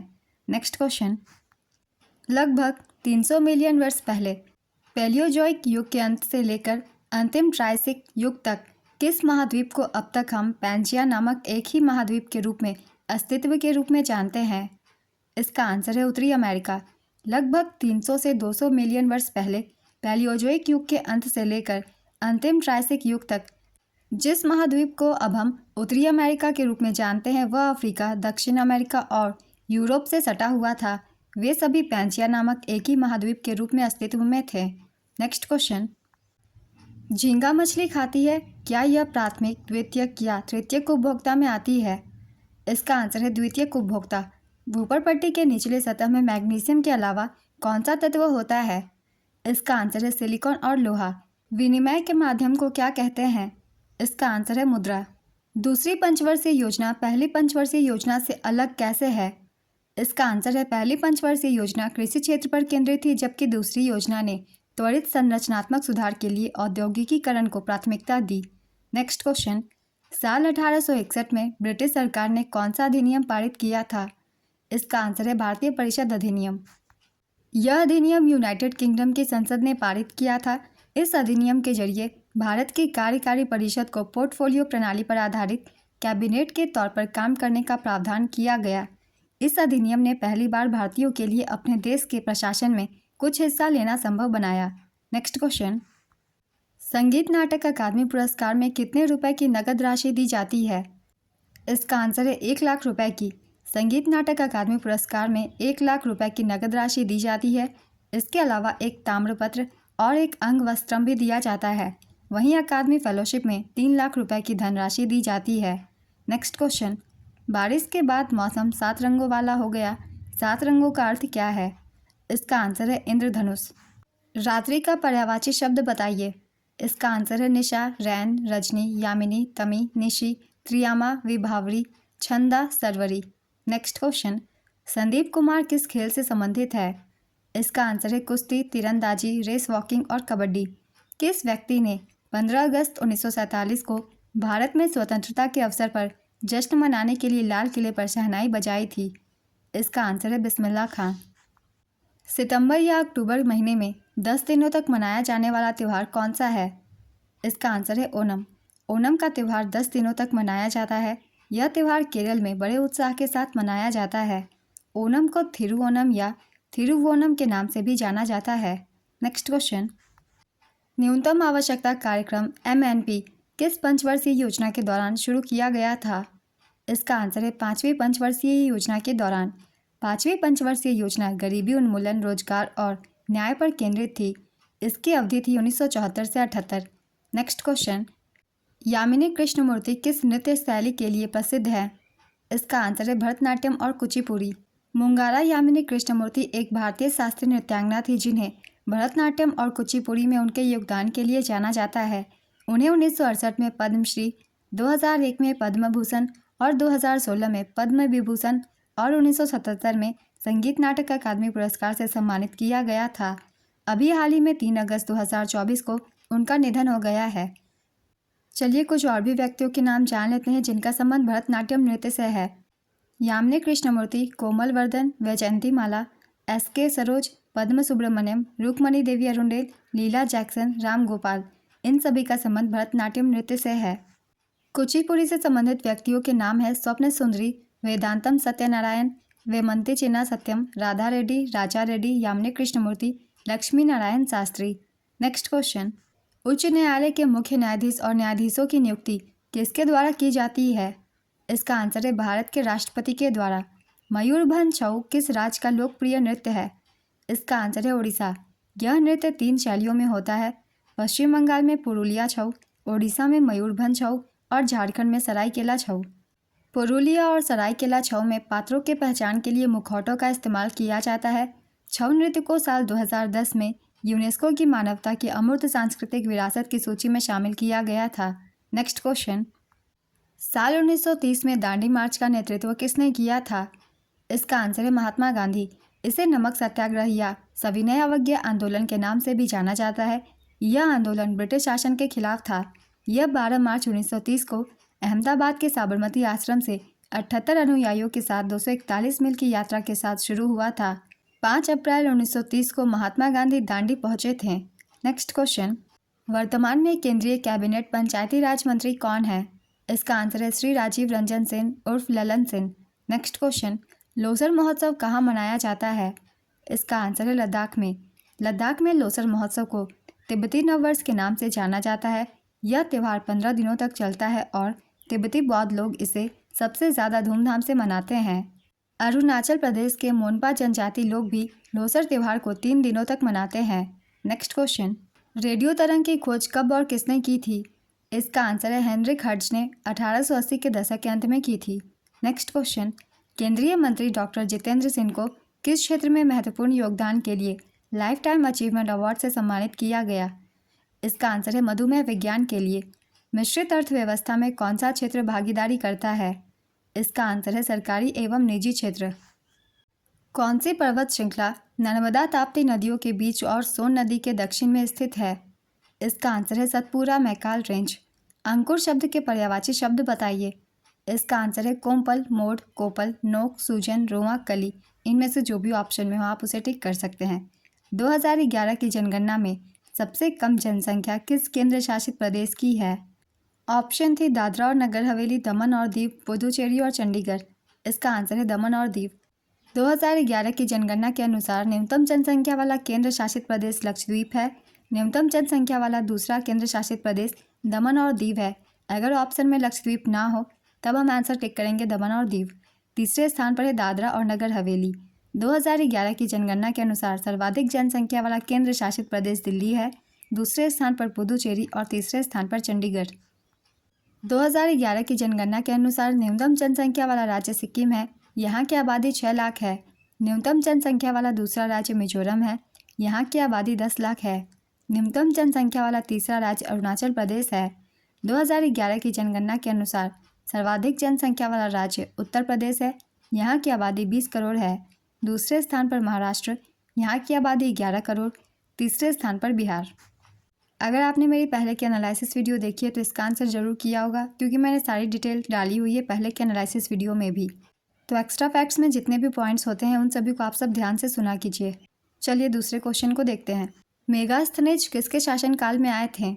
इसका आंसर है चंद्रगुप्त मौर्य के। मेगास्थनीज एक यूनानी राजदूत थे जो चंद्रगुप्त मौर्य के दरबार में आए थे। मेगास्थनीज को भारतीय इतिहास का पिता कहा जाता है। उन्होंने इंडिका नामक पुस्तक लिखी थी। नेक्स्ट क्वेश्चन, 1947 में संविधान सभा में कितने सदस्य थे? इसका आंसर है 389। भारतीय संविधान सभा में साल 1947 में कुल 389 सदस्य थे। इनमें से 292 सदस्य प्रांतीय प्रतिनिधि थे। भारत के विभाजन के बाद इन सदस्यों में से 299 ही भारत में रह गए। 9 दिसंबर 1946 को भारत की संविधान सभा की पहली बैठक हुई थी, जिसमें 207 सदस्यों ने भाग लिया। नेक्स्ट क्वेश्चन, वर्तमान में सड़क परिवहन और राजमार्ग राज्य मंत्री कौन है? इसका आंसर है नितिन गडकरी। 2020 के अनुसार भारत की कुल जन दर प्रति 1000 जनसंख्या पर कितनी थी? इसका आंसर है 19.5। कुमार सुरेंद्र सिंह मेमोरियल निशानेबाजी चैंपियनशिप 2024 में इस चैंपियनशिप का कौन सा संस्करण आयोजित किया गया था? इसका आंसर है 22वां। इसका आयोजन भोपाल मध्य प्रदेश में किया गया था। नेक्स्ट क्वेश्चन, टेनिस में सर्व करने का लिमिट कितना होता है? इसका आंसर है 25 सेकेंड। टेनिस में सर्वर को अपनी अगली सर्व तैयार करने के लिए प्रति पॉइंट 2 सर्व और पॉइंट के बीच 25 सेकेंड मिलते हैं। श्रीहरि नटराज का संबंध किस राज्य से है? इसका आंसर है कर्नाटक। श्रीहरि नटराज का संबंध बेंगलुरु कर्नाटक से है। उनका जन्म 16 जनवरी 2001 को हुआ था। वह एक प्रसिद्ध भारतीय तैराक हैं। उन्होंने दक्षिण कोरिया के ग्वांगजू में 2019 विश्व एथलेटिक्स चैंपियनशिप में भारत का प्रतिनिधित्व किया था। नेक्स्ट क्वेश्चन, जाकिर हुसैन का संबंध किस घराने से है? इसका आंसर है पंजाब घराने से। तबला वादक जाकिर हुसैन पंजाब घराने के थे। उनके पिता अला रखा खां भी इसी घराने के थे। जाकिर हुसैन को 1992 में द प्लैनेट ड्रम और 2009 में ग्लोबल ड्रम प्रोजेक्ट के लिए ग्रैमी अवार्ड मिला था। उन्हें 1988 में पद्मश्री, 2002 में पद्म भूषण और 1990 में संगीत नाटक अकादमी पुरस्कार से सम्मानित किया गया था। उन्होंने 1999 में संयुक्त राज्य अमेरिका की कला के लिए राष्ट्रीय रक्षा निधि से राष्ट्रीय विरासत फेलोशिप प्राप्त की थी। शंकर महादेवन और जाकिर हुसैन के फ्यूजन बैंड शक्ति ने बेस्ट ग्लोबल म्यूजिक एल्बम की श्रेणी में ग्रैमी अवार्ड 2024 जीता। यह ग्रैमी अवार्ड का 66वां संस्करण था। हाल ही में जाकिर हुसैन का निधन हो गया है, इसलिए इनसे रिलेटेड सारे पॉइंट्स बहुत ही इंपॉर्टेंट है। आगे भी आपके एग्जाम के लिए ये काफ़ी इंपॉर्टेंट है, इसलिए सभी को याद रखिएगा।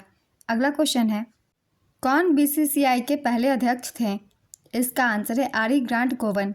आरी ग्रांट गोवन एक व्यवसायी और उस समय के एक प्रमुख व्यापारिक घराने गोवन ब्रदर्स लिमिटेड के प्रबंध निदेशक थे। वह पहले बीसीसीआई अध्यक्ष थे। 1928 में जब बीसीसीआई की स्थापना हुई तो उन्हें अध्यक्ष चुना गया। वह 1933 तक इस पद पर रहे। बीसीसीआई के दूसरे अध्यक्ष सर सिकंदर हयात खान थे। भारतीय क्रिकेट कंट्रोल बोर्ड का गठन दिसंबर 1928 में प्रोविजनल बोर्ड ऑफ कंट्रोल के रूप में किया गया था। 18 अक्टूबर 2022 से बीसीसीआई के अध्यक्ष रोजर बिन्नी, जो कि 36वें अध्यक्ष हैं, जो सौरव गांगुली का कार्यकाल खत्म होने के बाद से इस पद पर विराजमान है।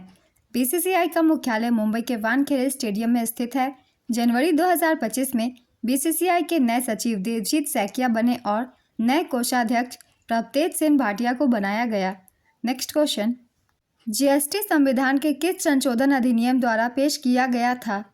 इसका आंसर है 101वें संशोधन अधिनियम। काफ़ी बार मैंने इसे बताया हुआ है। जीएसटी 101वें संविधान संशोधन द्वारा लागू किया गया था। चलिए एक बार फिर से रिवीजन कर लेते हैं सारे इंपॉर्टेंट पॉइंट्स। 101वें संवैधानिक अधिनियम 2016 ने 1 जुलाई 2017 को भारत में एक राष्ट्रीय वस्तु एवं सेवा कर पेश किया। वस्तु एवं सेवा कर भारत में 1 जुलाई 2017 को तत्कालीन वित्त मंत्री अरुण जेटली द्वारा लागू किया गया था। जीएसटी के बाद भी कुछ संशोधन किए गए हैं संविधान में, जो कि आपके एग्जाम्स के लिए बहुत ही इंपॉर्टेंट है। चलिए एक बार रिवीजन कर लेते हैं इन संशोधनों की भी। भारतीय संविधान का 102वां संशोधन राष्ट्रीय पिछड़ा वर्ग आयोग को संवैधानिक दर्जा प्राप्त करने तथा इसे राष्ट्रीय अनुसूचित जाति आयोग और राष्ट्रीय अनुसूचित जनजाति आयोग के समक्ष लाने के लिए लाया गया था। इसके बाद किया गया था 103वां संशोधन। इसके तहत केंद्र सरकार द्वारा संचालित शैक्षणिक संस्थानों में प्रवेश के लिए समाज के आर्थिक रूप से कमजोर वर्गों के लिए 10% आरक्षण का प्रावधान करता है। वर्ष 2019 के 103वें संविधान संशोधन के माध्यम से भारतीय संविधान के अनुच्छेद 15 और 16 में संशोधन किया गया। अब आता है 104वां संविधान संशोधन।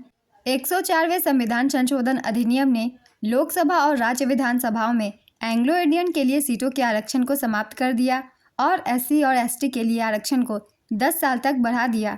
105वां संविधान संशोधन, इसके तहत 2021 सामाजिक और आर्थिक रूप से पिछड़े वर्गों की पहचान करने और उन्हें निर्दिष्ट करने के लिए राज्य सरकारों की शक्ति को पुनर्स्थापित करता है। 106वां संविधान संशोधन अधिनियम के अंतर्गत लोकसभा और राज्य विधानसभाओं में महिलाओं को 33% आरक्षण प्रदान करने का प्रावधान है। इसके प्रावधान के अनुसार यह उस तारीख से लागू होगा जो केंद्र सरकार आधिकारिक राजपत्र में अधिसूचना द्वारा निर्धारित करेगी। तो ये सारे संविधान संशोधन किए गए हैं जीएसटी के बाद। ये भी बहुत इंपॉर्टेंट है आप सभी के लिए। इनसे भी क्वेश्चन पूछ लिए जाते हैं, इसलिए इन सभी के पॉइंट्स को भी याद रखिएगा। चलिए अब दूसरे क्वेश्चन को देखते हैं। कौन सी पंचवर्षीय योजना औद्योगिक विकास पर केंद्रित थी? इसका आंसर है द्वितीय पंचवर्षीय योजना। द्वितीय पंचवर्षीय योजना का काल 1956 से 61 तक था। द्वितीय पंचवर्षीय योजना पीसी महालनोबिस मॉडल पर आधारित थी। यह पंडित जवाहरलाल नेहरू के नेतृत्व में लॉन्च हुई थी और इसके उपाध्यक्ष वीटी कृष्णमाचारी थे। इस योजना का प्रमुख उद्देश्य बुनियादी और भारी उद्योगों के विकास पर विशेष जोर देने के साथ साथ तेजी से औद्योगिकीकरण था। इस योजना का आकार था 4,800 करोड़ रुपए का। इस योजना में जीडीपी का वार्षिक लक्ष्य 4.5% था। लेकिन इसकी कमी हुई और विकास दर 4.1% ही रही। द्वितीय पंचवर्षीय योजना के दौरान 1957 में परमाणु ऊर्जा आयोग बनाया गया था, जिसका नेतृत्व पहली बार होमी जहांगीर भाभा ने किया था। द्वितीय पंचवर्षीय योजना में राउरकेला उड़ीसा, भिलाई छत्तीसगढ़ व दुर्गापुर पश्चिम बंगाल में इस्पात संयंत्रों की भी स्थापना की गई थी। इंटीग्रल कोच फैक्ट्री तथा चितरंजन लोकोमोटिव्स की स्थापना भी द्वितीय पंचवर्षीय योजना के दौरान हुई थी। तो ये सारे पॉइंट्स मैंने पहले भी आप सभी को बताया हुआ है, तो उसके थ्रू आपने आंसर किया होगा। दूसरी पंचवर्षीय योजना औद्योगिक विकास पर आधारित थी और पहली कृषि पर।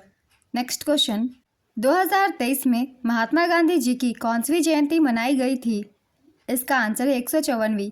2 अक्टूबर 2023 को महात्मा गांधी जी की 154वीं जयंती पूरे देश में मनाई गई थी। वर्ष 2024 में गांधी जी की 155वीं जयंती मनाई गई थी। गांधी जी का जन्म 2 अक्टूबर 1869 को वर्तमान गुजरात राज्य के पोरबंदर जिले में हुआ था। वहीं उनकी मृत्यु 30 जनवरी 1948 को दिल्ली के बिरला हाउस में हुई थी। नेक्स्ट क्वेश्चन, नवंबर 2024 में किस देश ने पीएम मोदी को अपना सर्वोच्च राष्ट्रीय सम्मान प्रदान किया है? इसका आंसर है डोमिनिका। डोमिनिका ने प्रधानमंत्री नरेंद्र मोदी को अपना सर्वोच्च राष्ट्रीय सम्मान देने की घोषणा की है। प्रधानमंत्री मोदी को डोमिनिका अवार्ड ऑफ ऑनर से सम्मानित किया गया। डोमिनिका ने प्रधानमंत्री नरेंद्र मोदी को कोरोना महामारी के दौरान कैरिबियाई राष्ट्र में उनके योगदान और भारत और डोमिनिका के बीच द्विपक्षीय साझेदारी को बढ़ाने के समर्पण के लिए अपना शीर्ष पुरस्कार प्रदान किया। नेक्स्ट क्वेश्चन, 7वीं पंचवर्षीय योजना की अवधि क्या थी? इसका आंसर है 1985 से 1990। इस समय प्रधानमंत्री राजीव गांधी थे। 7वीं पंचवर्षीय योजना के दौरान लक्ष्य वृद्धि दर 5% थी और वास्तविक वृद्धि दर 6.02% थी और प्रति व्यक्ति आय की वृद्धि दर 3.7% थी। इस योजना में भोजन, काम और उत्पादन का नारा भी दिया गया। चलिए कुछ इंपॉर्टेंट पॉइंट और भी जान लेते हैं 7वीं पंचवर्षीय योजना से संबंधित। 7वीं पंचवर्षीय योजना के मुख्य उद्देश्य सामाजिक न्याय के माध्यम से बढ़ती आर्थिक उत्पादकता, खाद्यान्न का उत्पादन और रोजगार पैदा करने के क्षेत्रों में विकास स्थापित करना था। 7वीं पंचवर्षीय योजना का प्रारूप रामकृष्ण हेगड़े ने तैयार किया था। 7वीं पंचवर्षीय योजना के दौरान 1989 में राजीव गांधी सरकार द्वारा जवाहर रोजगार योजना शुरू की गई थी। जवाहर रोजगार योजना राष्ट्रीय ग्रामीण रोजगार कार्यक्रम और ग्रामीण भूमिहीन रोजगार गारंटी कार्यक्रम का विलय कर लागू की गई थी। ये कुछ इंपॉर्टेंट पॉइंट्स थे 7वीं पंचवर्षीय योजना से संबंधित। इन सभी को आप सब याद रखिएगा, हो सकता है आगे भी एग्जाम में इन पॉइंट से क्वेश्चन पूछ लिए जाएं। अगला क्वेश्चन है, भारतीय संविधान का कौन सा अनुच्छेद उच्च न्यायालय को रिट जारी करने की शक्ति देता है? इसका आंसर है अनुच्छेद 226। ध्यान दीजिएगा, यहाँ उच्च न्यायालय पूछा गया है, सर्वोच्च न्यायालय नहीं। उच्च न्यायालय को अनुच्छेद 226 के तहत रिट जारी करने की शक्ति है। भारतीय संविधान का अनुच्छेद 226 उच्च न्यायालयों को रिट जारी करने की शक्ति देता है। यह शक्ति संविधान के भाग 3 के तहत दिए गए मौलिक अधिकारों के प्रवर्तन और संरक्षण के लिए दी गई है। अनुच्छेद 226 के तहत जारी की जाने वाली रिट है बंदी प्रत्यक्षीकरण, परमादेश, उत्प्रेषण, प्रतिषेध, अधिकार परीक्षा। भारत का सर्वोच्च न्यायालय अनुच्छेद 32 के तहत रिट जारी कर सकता है। संविधान के अनुच्छेद 32 के तहत प्रदान किए गए 5 प्रकार के न्यायिक आदेश हैं: बंदी प्रत्यक्षीकरण, अधिकार परीक्षा, परमादेश, उत्प्रेषण और नज़रबंदी। नेक्स्ट क्वेश्चन, भारत के किस पड़ोसी देश का सबसे कम शिशु मृत्यु दर है? नेपाल, बांग्लादेश, पाकिस्तान, अफगानिस्तान। इसका आंसर है नेपाल। इस क्वेश्चन का सही आंसर श्रीलंका होगा। अगर श्रीलंका ऑप्शन में ना हो तब आप नेपाल टिक कीजिएगा। आप मुझे कमेंट बॉक्स में बता सकते हैं श्रीलंका ऑप्शन में था या नहीं। नेक्स्ट क्वेश्चन, अर्थव्यवस्था में थोक व्यापार का क्या अर्थ है? इसका आंसर है बड़ी मात्रा में सामान खरीदना और उसे छोटी छोटी मात्रा में बेचना। जो लोग निर्माताओं से बड़ी मात्रा में सामान खरीदकर उसे छोटी मात्रा में दूसरे व्यापारियों को बेचते हैं, उन्हें थोक व्यापारी कहते हैं। थोक व्यापार घरेलू व्यापार की एक प्रमुख श्रेणी है। नेक्स्ट क्वेश्चन, आत्मनिर्भर अर्थव्यवस्था लाना और तेजी से विकास करना किस पंचवर्षीय योजना का मुख्य उद्देश्य था? इसका आंसर है चौथी पंचवर्षीय योजना का। चौथी पंचवर्षीय योजना की अवधि 1969 से 74 तक थी।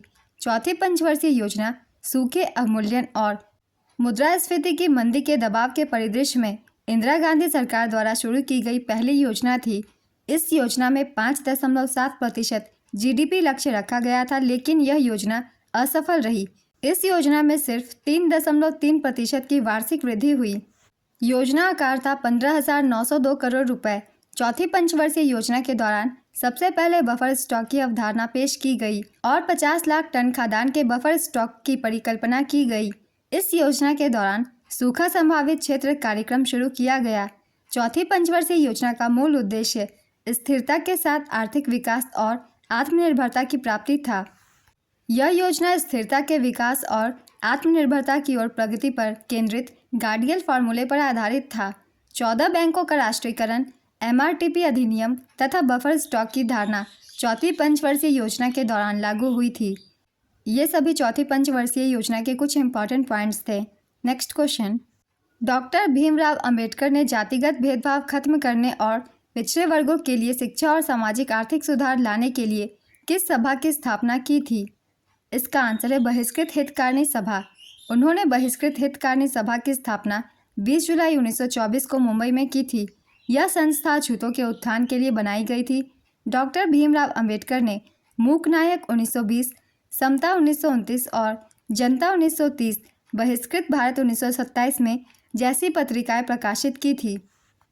उन्होंने जाति का उन्मूलन, बुद्ध या कार्ल मार्क्स, अछूत वे कौन है और अछूत कैसे बन गए, अछूत बनना, बुद्ध और उनका धम्म, हिंदू महिलाओं का उत्थान और पतन जैसी किताबें लिखी थीं। नेक्स्ट क्वेश्चन, लाडो लाली लोक कला किस जनजाति द्वारा किया जाता है?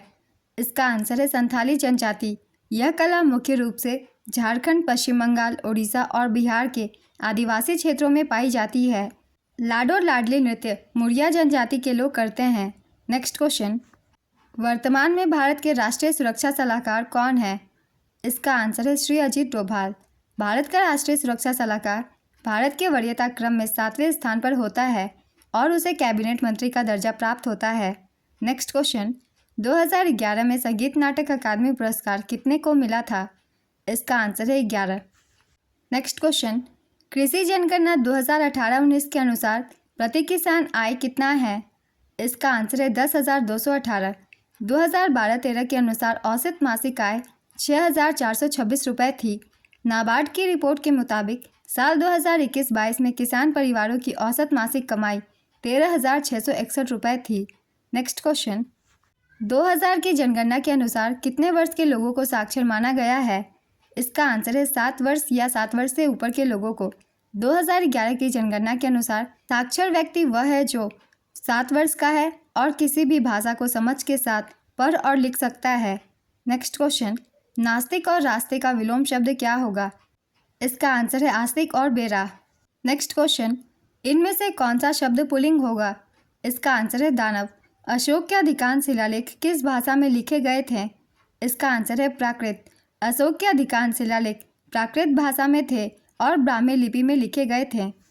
अगला प्रश्न है, राज्य विधान परिषद में राज्यपाल द्वारा कितने सदस्यों को मनोनीत किया जाता है? इसका आंसर है 1/6 हिस्सा। किसी राज्य की विधान परिषद में सदस्यों की कुल संख्या का 1/6 हिस्सा राज्यपाल द्वारा मनोनीत किया जाता है। साहित्य, विज्ञान, कला, सहकारी आंदोलन और सामाजिक सेवाओं जैसे क्षेत्रों में ज्ञान या व्यवहारिक अनुभव रखने वाले लोगों में से राज्यपाल मनोनीत करता है। ये लोग विभिन्न हित समूहों से जुड़े होते हैं और अपने अपने क्षेत्रों के विशेषज्ञ होते हैं। विधान परिषद में सदस्यों की कुल संख्या उस राज्य के विधानसभा में सदस्यों की कुल संख्या के 1/3 से ज़्यादा नहीं होती। किसी राज्य की विधान परिषद में सदस्यों की कुल संख्या कम से कम 40 होती है। नेक्स्ट क्वेश्चन, खशाबा दादा साहेब जाधव किस खेल से जुड़े हुए थे? इसका आंसर है कुश्ती से। KD जाधव, आप लोगों ने नाम सुना होगा। खशाबा दादा साहेब जाधव इनका पूरा नाम था। ये कुश्ती से जुड़े हुए थे। वे भारत के पहले व्यक्तिगत ओलंपिक पदक विजेता थे। उन्होंने 1952 के हेलन सिंह की ओलंपिक में कांस्य पदक जीता था। पुरुष फ्री स्टाइल 57 किलोग्राम में इन्होंने जीता था। वे महाराष्ट्र के गोलेश्वर गांव के रहने वाले थे। लंदन 1948 में अपने ओलंपिक डेब्यू में 6ठे स्थान पर रहे थे। 14 अगस्त 1984 को एक सड़क दुर्घटना में गंभीर रूप से घायल होकर उनका निधन हो गया। 2001 में मरणोपरांत उन्हें अर्जुन पुरस्कार से सम्मानित किया गया था। नेक्स्ट क्वेश्चन, मगध के शासक बिंबिसार का उत्तराधिकारी कौन था? इसका आंसर है अजातशत्रु। हर्यक वंश के राजा बिंबिसार के बाद उनके बेटे अजातशत्रु ने मगध पर राज किया। अजातशत्रु ने अपने पिता की हत्या कर सत्ता हासिल की थी। बिंबिसार मगध का शासक था। बिंबिसार हर्यक वंश का संस्थापक था। बिंबिसार ने 544 ईसा पूर्व से 492 ईसा पूर्व तक 52 वर्षों तक शासन किया। उन्हें उनके बेटे अजातशत्रु ने कैद कर लिया और उनकी हत्या कर दी। राजा बिंबिसार को श्रेनिका या सैनिया के नाम से भी जाना जाता था। वे राजा भक्तिया के पुत्र थे जो हर्यक वंश के पहले राजा थे। अजातशत्रु को कुनिक के नाम से भी जाना जाता था। अजातशत्रु ने ही पाटलिपुत्र शहर की स्थापना की थी। इस पॉइंट से बहुत सारे क्वेश्चन पूछे जाते हैं, इसलिए इसे भी याद रखिएगा। अगला प्रश्न है, गुड फ्राइडे किस धर्म का प्रमुख त्यौहार है? इसका आंसर है ईसाई धर्म का। गुड फ्राइडे ईसाई धर्म का एक प्रमुख त्यौहार है। इस दिन को शोक दिवस के रूप में मनाया जाता है। यह दिन ईसा मसीह को क्रॉस पर चढ़ाए जाने की याद में मनाया जाता है। गुड फ्राइडे को Holi Friday, black Friday, great Friday के नाम से भी जाना जाता है। इस दिन ईसाई धर्म के लोग चर्च में काले कपड़े पहनकर प्रार्थना करते हैं। इस दिन प्रभु यीशु की पदयात्रा भी निकाली जाती है। इस दिन ईसाई धर्म के लोग अपने पापों के लिए क्षमा मांगते हैं। ईसाई धर्म के लोग इस त्यौहार के लिए 40 दिन पहले ही उपवास और व्रत का पालन करना शुरू कर देते हैं। नेक्स्ट क्वेश्चन, निम्न में से भारत के किस पड़ोसी देश का जनसंख्या घनत्व सबसे कम है? भूटान, नेपाल, पाकिस्तान, बांग्लादेश। इसका आंसर है भूटान। साल 2024 में भूटान का जनसंख्या घनत्व 21 व्यक्ति प्रति वर्ग किलोमीटर था। साल 2022 में भी भूटान का जनसंख्या घनत्व करीब 20.47 व्यक्ति प्रति वर्ग किलोमीटर था। भारत के पड़ोसी देशों में बांग्लादेश का जनसंख्या घनत्व सबसे ज़्यादा है। मंगोलिया दुनिया का सबसे कम जनसंख्या घनत्व वाला देश है। नेक्स्ट क्वेश्चन, वर्ष 2024 के संदर्भ में सुखबीर सिंह संधू क्या है? इसका आंसर है चुनाव आयुक्त। मार्च 2024 में सुखबीर सिंह संधू और ज्ञानेश कुमार को नए चुनाव आयुक्त के रूप में नामित किया गया है। नेक्स्ट क्वेश्चन, मुस्लिम लीग की स्थापना किस घटना के बाद हुई? इसका आंसर है बंगाल विभाजन के बाद। मुस्लिम लीग की स्थापना 1906 ईस्वी में आगा खां, ढाका के नवाब सलीमुल्लाह और नवाब मोहसिन उल मुल्क के नेतृत्व में की गई थी। आगा खां मुस्लिम लीग के पहले अध्यक्ष थे। मोहम्मद अली जिन्ना 1913 में मुस्लिम लीग में शामिल हुए। 1930 में इकबाल ने फ्रंटियर प्रांत बलूचिस्तान, सिंध और कश्मीर के संघ का सुझाव दिया, महासंघ के भीतर एक मुस्लिम राज्य के रूप में। चौधरी रहमत अली ने 1935 ईस्वी में पाकिस्तान, जो कि बाद में पाकिस्तान बना, शब्द का आविष्कार किया। बंगाल विभाजन की घोषणा 16 जुलाई 1905 को की गई थी और यह 16 अक्टूबर 1905 से प्रभावी हुई। 1911 में दिल्ली दरबार में लॉर्ड हार्डिंग द्वितीय द्वारा बंगाल विभाजन को समाप्त कर दिया गया था। साल 1905 में बंगाल के विभाजन के खिलाफ रविंद्रनाथ टैगोर ने रक्षाबंधन को एकता और प्रतिरोध का प्रतीक बनाया था। नेक्स्ट क्वेश्चन, बांग्लादेश का राष्ट्रीय फल क्या है? इसका आंसर है कटहल। चलिए कुछ महत्वपूर्ण देशों के नाम हम जान लेते हैं, इनके राष्ट्रीय फल क्या है। भारत के जो पड़ोसी देश है आप उन पर ज़्यादा फोकस कीजिएगा, उन्हें याद रखिएगा। भारत का राष्ट्रीय फल आम है। पाकिस्तान का भी राष्ट्रीय फल आम ही है। श्रीलंका का राष्ट्रीय फल कटहल है। थाईलैंड का है डुरियन। मलेशिया का भी डुरियन। इंडोनेशिया का भी डुरियन। फिलीपींस का है आम। जापान का तेंदू। टर्की की अंजीर। इटली की भी अंजीर। स्पेन की अनार। फ्रांस की सेब। ब्राज़ील की अनानास। मैक्सिको की एवोकाडो। अमेरिका की ब्लूबेरी। चीन की है कीवी फल। मिस्र की अंजीर। दक्षिण कोरिया की तेंदू। कनाडा की ब्लूबेरी। ऑस्ट्रेलिया की सेब। यूनान की जैतून। ईरान की अनार। नेक्स्ट क्वेश्चन, अनुच्छेद 48A किससे संबंधित है? इसका आंसर है पर्यावरण का संरक्षण और सुधार तथा वनों और वन्यजीव की सुरक्षा से। पद्म भूषण 2020 की प्राप्तकर्ता मनोज दास ने किस क्षेत्र में पुरस्कार प्राप्त किया है? इसका आंसर है साहित्य और शिक्षा। उस्ताद राशिद खान किस घराने से संबंधित थे? इसका आंसर है रामपुर सहसवान घराने से। उस्ताद राशिद खान रामपुर सहसवान घराने से ताल्लुक़ रखते थे। वे हिंदुस्तानी शास्त्रीय संगीत के गायक थे। उन्हें 2006 में पद्मश्री और संगीत नाटक अकादमी पुरस्कार से सम्मानित किया गया था। साल 2022 में उन्हें पद्म भूषण से सम्मानित किया गया। उन्होंने global Indian music academy awards और महासंगीत सम्मान अवार्ड भी जीता था। उनका निधन 9 जनवरी 2024 को कोलकाता में हो गया था। नेक्स्ट क्वेश्चन, परमाणु क्रमांक 103 वाला तत्व लॉरेंशियम आवर्त सारणी के किस आवर्त में आता है? इसका आंसर है आवर्त 7 में।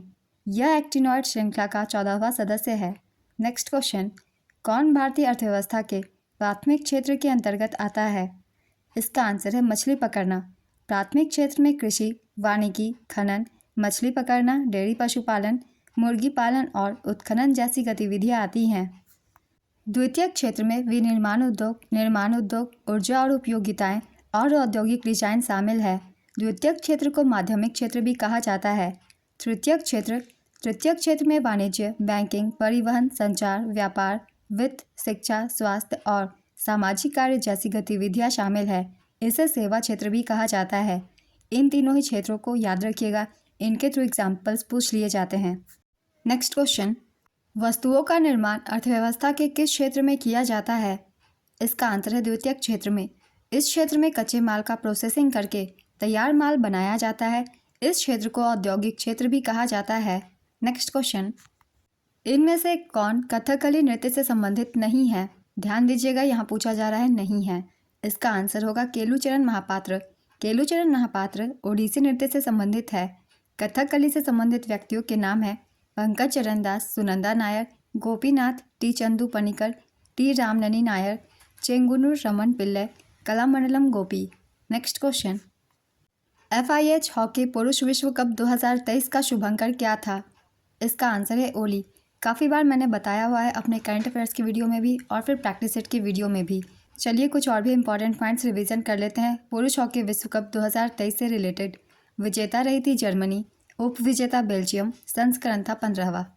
इसका आयोजन भारत भुवनेश्वर के कलिंगा स्टेडियम और राउरकेला में बीजू पटनायक हॉकी स्टेडियम में किया गया था। शुभंकर का नाम था ओली, जो कि एक नीली जर्सी और टोपी पहने ओलिव रिडले समुद्री कछुए से लिए गए हैं। आधिकारिक भागीदार है टाटा स्टील और Rungta sons. Next question, Bharat की 7वीं पंचवर्षीय योजना कब समाप्त हुई थी? इसका आंसर है 1990 में। साल 2020 में संगीत कलानिधि पुरस्कार से किसे सम्मानित किया गया था? इसका आंसर है प्रसिद्ध गायक नेवेली आर संथान गोपालन। 17 सितंबर 2024 को तमिलनाडु के किस प्रसिद्ध समाज सुधारक और तर्कवादी की 146वीं जयंती मनाई गई? इसका आंसर है EV रामास्वामी पेरियार। तमिलनाडु सरकार ने हर वर्ष 17 सितंबर को सुधारवादी नेता EV रामास्वामी पेरियार की जयंती को सामाजिक न्याय दिवस के रूप में मनाने का फैसला किया है। नेक्स्ट क्वेश्चन, जब खट्टे फलों को छीला जाता है तो प्राथमिक एसिड कौन सा निकलता है? इसका आंसर है सिट्रिक एसिड। 2019 के वनडे विश्व कप में भारतीय टीम का कप्तान कौन था? इसका आंसर है विराट कोहली। नेक्स्ट क्वेश्चन, भारत पाकिस्तान युद्ध किस पंचवर्षीय योजना के दौरान हुआ था? इसका आंसर है तीसरी पंचवर्षीय योजना। अगर आपने पहले की एनालिसिस वीडियो देखी होगी तो मैंने काफ़ी बार बताया हुआ है। तीसरी पंचवर्षीय योजना के दौरान ही भारत पाकिस्तान युद्ध हुआ था। यह युद्ध 1965 में हुआ था। तीसरी पंचवर्षीय योजना भारत चीन युद्ध के बाद भारत पाकिस्तान युद्ध के कारण विफल रही।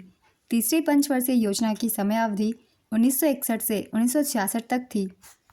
नेक्स्ट क्वेश्चन, राष्ट्रीय बहुआयामी गरीबी सूचकांक 2024 में कितने विशिष्ट संकेतकों का इस्तेमाल किया गया है?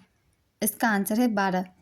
वही वैश्विक बहुआयामी गरीबी सूचकांक 2024 में गरीबी आकलन के लिए 10 संकेतकों का इस्तेमाल किया गया है। नेक्स्ट क्वेश्चन, ईंधन में 4 कार्बन श्रृंखला के लिए रासायनिक सूत्र जिसे आमतौर पर क्या कहा जाता है? इसका आंसर है ब्यूटेन। इसका रासायनिक सूत्र है C4H10। गरिमा हजारिका कौन से शास्त्रीय नृत्य से संबंधित है? इसका आंसर है सत्रिया। यामसेन नाम का आदिवासी त्यौहार पारंपरिक रूप से किस राज्य से संबंधित है? इसका आंसर है नागालैंड। यामसेन नागालैंड की पोखरी जनजाति का प्रमुख त्यौहार है। यह फसल को आशीर्वाद देने के लिए फसल पूर्व त्यौहार है। यह 5 अक्टूबर को मनाया जाता है। नेक्स्ट क्वेश्चन, भारत की जनगणना के अनुसार अनुसूचित जाति का प्रतिशत कितना था? इसका आंसर है 16.6%। 2011 की जनगणना के अनुसार भारत की अनुसूचित जाति की कुल संख्या 20.14 करोड़ है। 2011 की जनगणना के अनुसार सबसे ज़्यादा अनुसूचित जाति जनसंख्या वाला राज्य उत्तर प्रदेश है। सर्वाधिक ऐसी जनसंख्या वाला केंद्र शासित प्रदेश दिल्ली है। नागालैंड और अरुणाचल प्रदेश में कोई भी अनुसूचित जाति निवास नहीं करती। 2011 की जनगणना के अनुसार सबसे ज़्यादा अनुसूचित जाति जनसंख्या प्रतिशतता वाला राज्य पंजाब है। यहाँ अनुसूचित जाति का प्रतिशत है 31.9%। 2011 की जनगणना के अनुसार भारत में अनुसूचित जनजाति की कुल संख्या 10.43 करोड़ है। नेक्स्ट क्वेश्चन, अर्नब चक्रवर्ती कौन सा वाद्य यंत्र बजाते हैं? इसका आंसर है सरोद। तंजावुर चौकड़ी किस नृत्य से संबंधित थे? इसका आंसर है भरतनाट्यम। एक राष्ट्र एक चुनाव विधेयक किसकी अध्यक्षता वाली समिति की रिपोर्ट है? इसका आंसर है पूर्व राष्ट्रपति रामनाथ कोविंद। पिछले साल ये काफ़ी खबरों में रही थी, काफ़ी बार मैंने करंट अफेयर्स में बताया हुआ है। नेक्स्ट क्वेश्चन, शुतुरमुर्ग की खोज किस पाषाण काल में हुई थी? इसका आंसर है पूरा पाषाण काल में। इकोसिस्टम की परिभाषा क्या है? इसका आंसर है किसी विशेष क्षेत्र में रहने वाले जीवों और उनके भौतिक पर्यावरण समुदाय को इकोसिस्टम या पारिस्थितिकी तंत्र कहते हैं। नेक्स्ट क्वेश्चन, अर्थव्यवस्था में जीएनपी कैसे निकाला जाता है? तो इसका फॉर्मूला है GNP equal to GDP plus NR minus NP. यहाँ इस फॉर्मूला में जीडीपी का मतलब है सकल घरेलू उत्पाद, एनआर का मतलब है विदेशों से शुद्ध आय की प्राप्तियाँ, एनपी का मतलब है विदेशी संपत्तियों का शुद्ध बहिर्वाह। अर्थव्यवस्था में जीएनपी का मतलब है सकल राष्ट्रीय उत्पाद, जिसे ग्रॉस नेशनल प्रोडक्ट भी कहते हैं। नेक्स्ट क्वेश्चन, उत्थान का विलोम शब्द क्या होगा? इसका आंसर है पतन। सुन्नी शब्द का विलोम शब्द क्या होगा? इसका आंसर है बधिर या अनसुनी। तालाब का पर्यायवाची शब्द क्या होगा? इसका आंसर है जलाशय, सरोवर, सर, पुष्कर, पोखरा, जलवान, सरसी, ताल, तराग। ग्रस्त का विलोम शब्द क्या होगा? इसका आंसर है मुक्त। अनुच्छेद 1 में क्या दिया गया है? इसका आंसर है भारत राज्यों का एक संघ है, ये दिया हुआ है। तत्वबोधिनी सभा की स्थापना किसने की थी?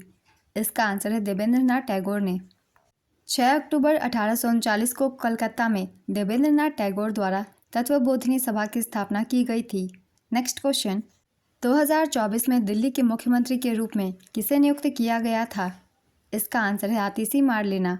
अरविंद केजरीवाल के इस्तीफे के बाद 21 सितंबर 2024 की दिल्ली की 8वीं मुख्यमंत्री के रूप में आतिशी मार्लेना को नियुक्त किया गया था। नेक्स्ट क्वेश्चन, राज्यपाल को कौन सी शक्ति प्राप्त नहीं है? इसका आंसर है राज्यपाल को मृत्युदंड माफ़ करने की शक्ति नहीं है और राज्यपाल के पास राजनयिक और सैन्य शक्तियाँ भी नहीं होती। तो इनमें से जो भी एक ऑप्शन में हो आप उसे टिक कर सकते हैं। नेक्स्ट क्वेश्चन, फीफा अंडर 17 महिला विश्व कप 2022 में भारत कौन से पायदान पर रहा था? इसका आंसर है चौथे पायदान पर। विजेता रही थी स्पेन, उप विजेता कोलंबिया, शुभंकर ईबा जो कि एक एशियाई श्रेणी का प्रतिनिधित्व करती है। संस्करण था 7वां, कुल टीमों की संख्या थी 16। इसका आयोजन भुवनेश्वर, नवी मुंबई, गोवा में किया गया था। इस टूर्नामेंट का फाइनल मुकाबला नवी मुंबई के डीवाई पाटिल स्पोर्ट्स स्टेडियम में खेला गया था। यहाँ हम एक बार रिवीजन कर लेते हैं। FIFA under 17 women's world cup 2024 की भी विजेता रही थी उत्तर कोरिया। उत्तर कोरिया का ये तीसरा खिताब था। उप विजेता रही थी स्पेन। इसका आयोजन डोमिनिकन गणराज्य में किया गया था 16 अक्टूबर से 3 नवंबर 2024 तक।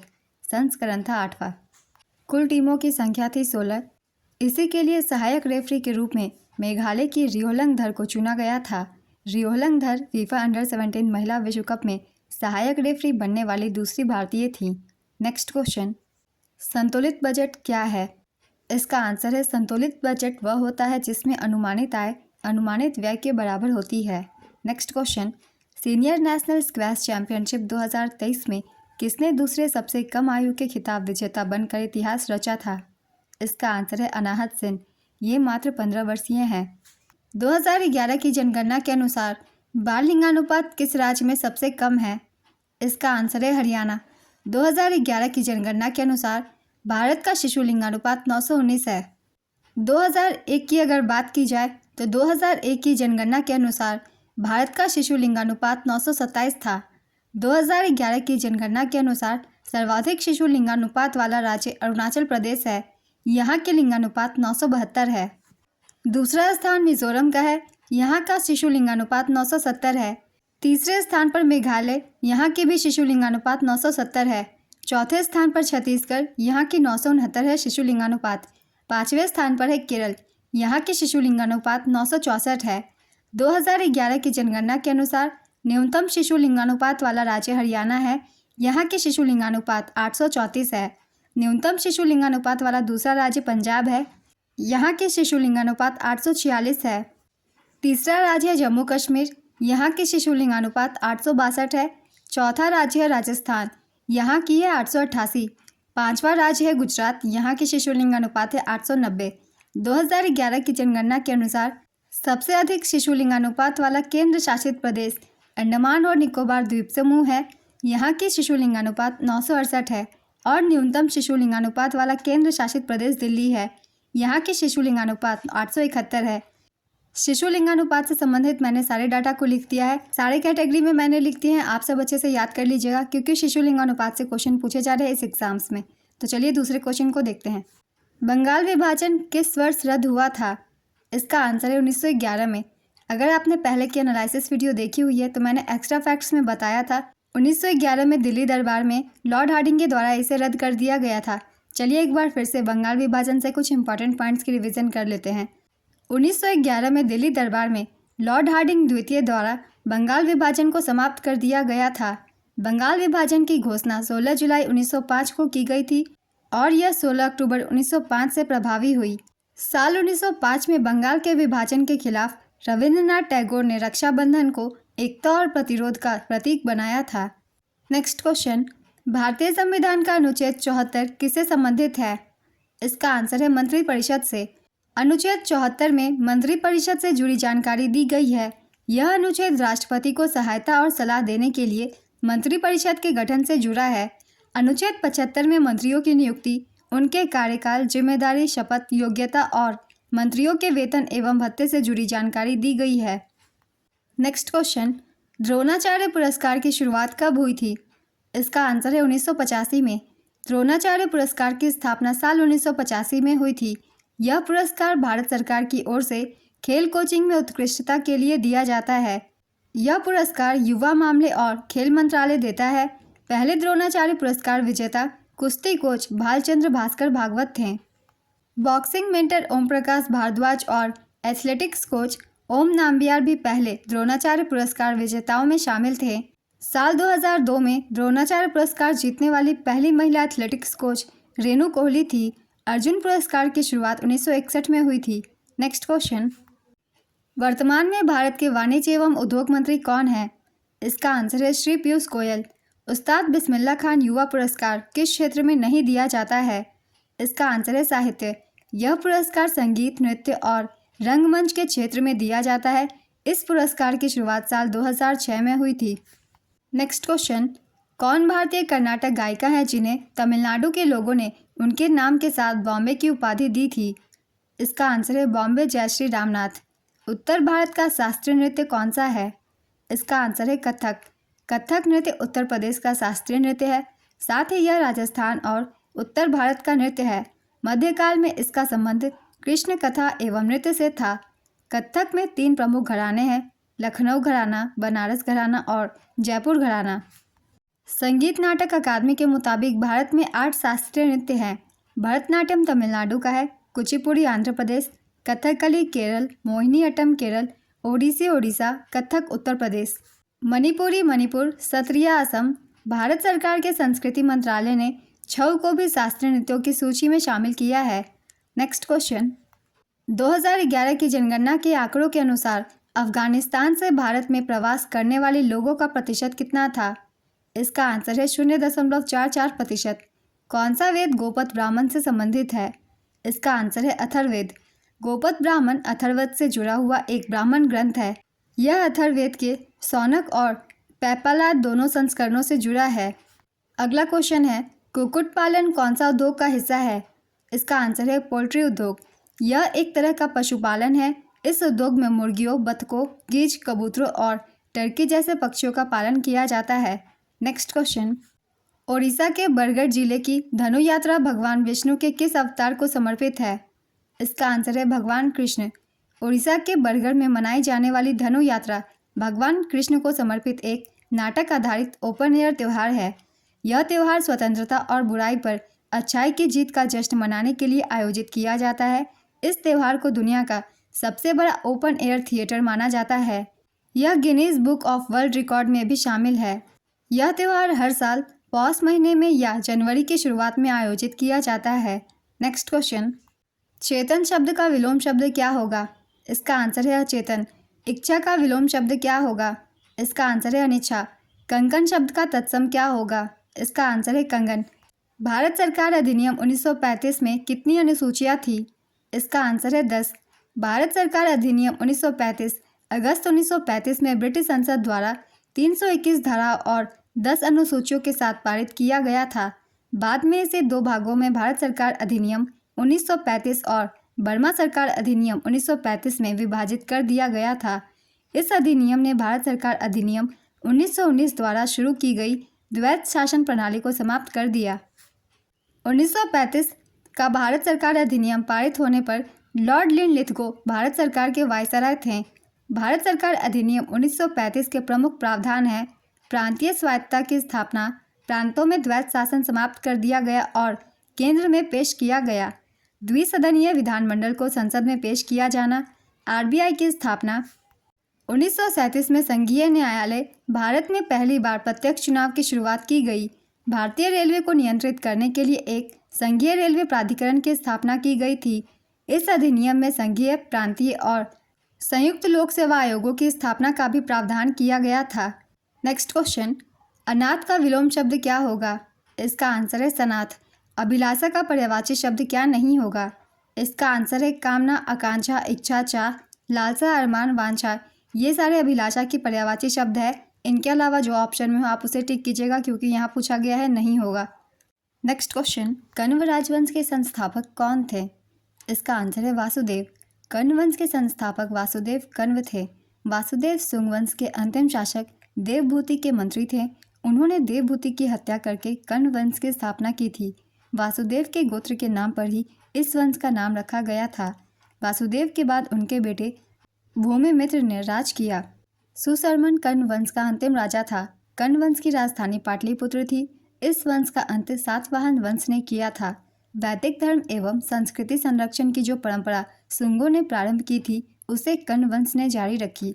नेक्स्ट क्वेश्चन, तमिलिसै सुंदराजन किस राज्य की राज्यपाल थीं जो राज्यसभा में चुनाव लड़ी? इसका आंसर है तेलंगाना। तमिलिसै सुंदराजन भारतीय जनता पार्टी से संबंधित एक भारतीय राजनीतिज्ञ हैं। उन्होंने तेलंगाना के दूसरे राज्यपाल के रूप में कार्य किया और 18 फरवरी 2021 से 18 मार्च 2024 तक पुदुचेरी के उपराज्यपाल के रूप में कार्य किया। अगला क्वेश्चन है, अनुच्छेद 23 किससे संबंधित है? इसका आंसर है मानव तस्करी, बेगार और बंधुआ मजदूरी जैसे जबरन श्रम को प्रतिबंधित करने से। भारतीय संविधान का अनुच्छेद 23 में मानव तस्करी, बेगार और बंधुआ मजदूरी जैसे जबरन श्रम को प्रतिबंधित करने का प्रावधान है। यह अनुच्छेद भाग 3 में शामिल है। यह अनुच्छेद नागरिकों और गैर नागरिकों दोनों के लिए लागू होता है। नेक्स्ट क्वेश्चन, सशस्त्र सीमा बल के नए महानिदेशक कौन है? इसका आंसर है अमृत मोहन प्रसाद। अमृत मोहन प्रसाद को 17 सितंबर 2024 को उन्होंने दलजीत सिंह चौधरी का स्थान लिया। एसएसबी की स्थापना 1962 के भारत चीन युद्ध के बाद 1963 में की गई थी। एसएसबी भारत नेपाल और भारत भूटान सीमा पर तैनात रहते हैं। नेक्स्ट क्वेश्चन, प्रार्थना समाज के संस्थापक कौन थे? इसका आंसर है आत्माराम पांडुरंग। प्रार्थना समाज की स्थापना 1867 में आत्माराम पांडुरंग ने की थी। प्रार्थना समाज ने महाराष्ट्र के पुनर्जागरण में बहुत महत्वपूर्ण भूमिका निभाई। प्रार्थना समाज द्वारा सुबोध पत्रिका नामक मुख्य पत्र प्रकाशित किया जाता था।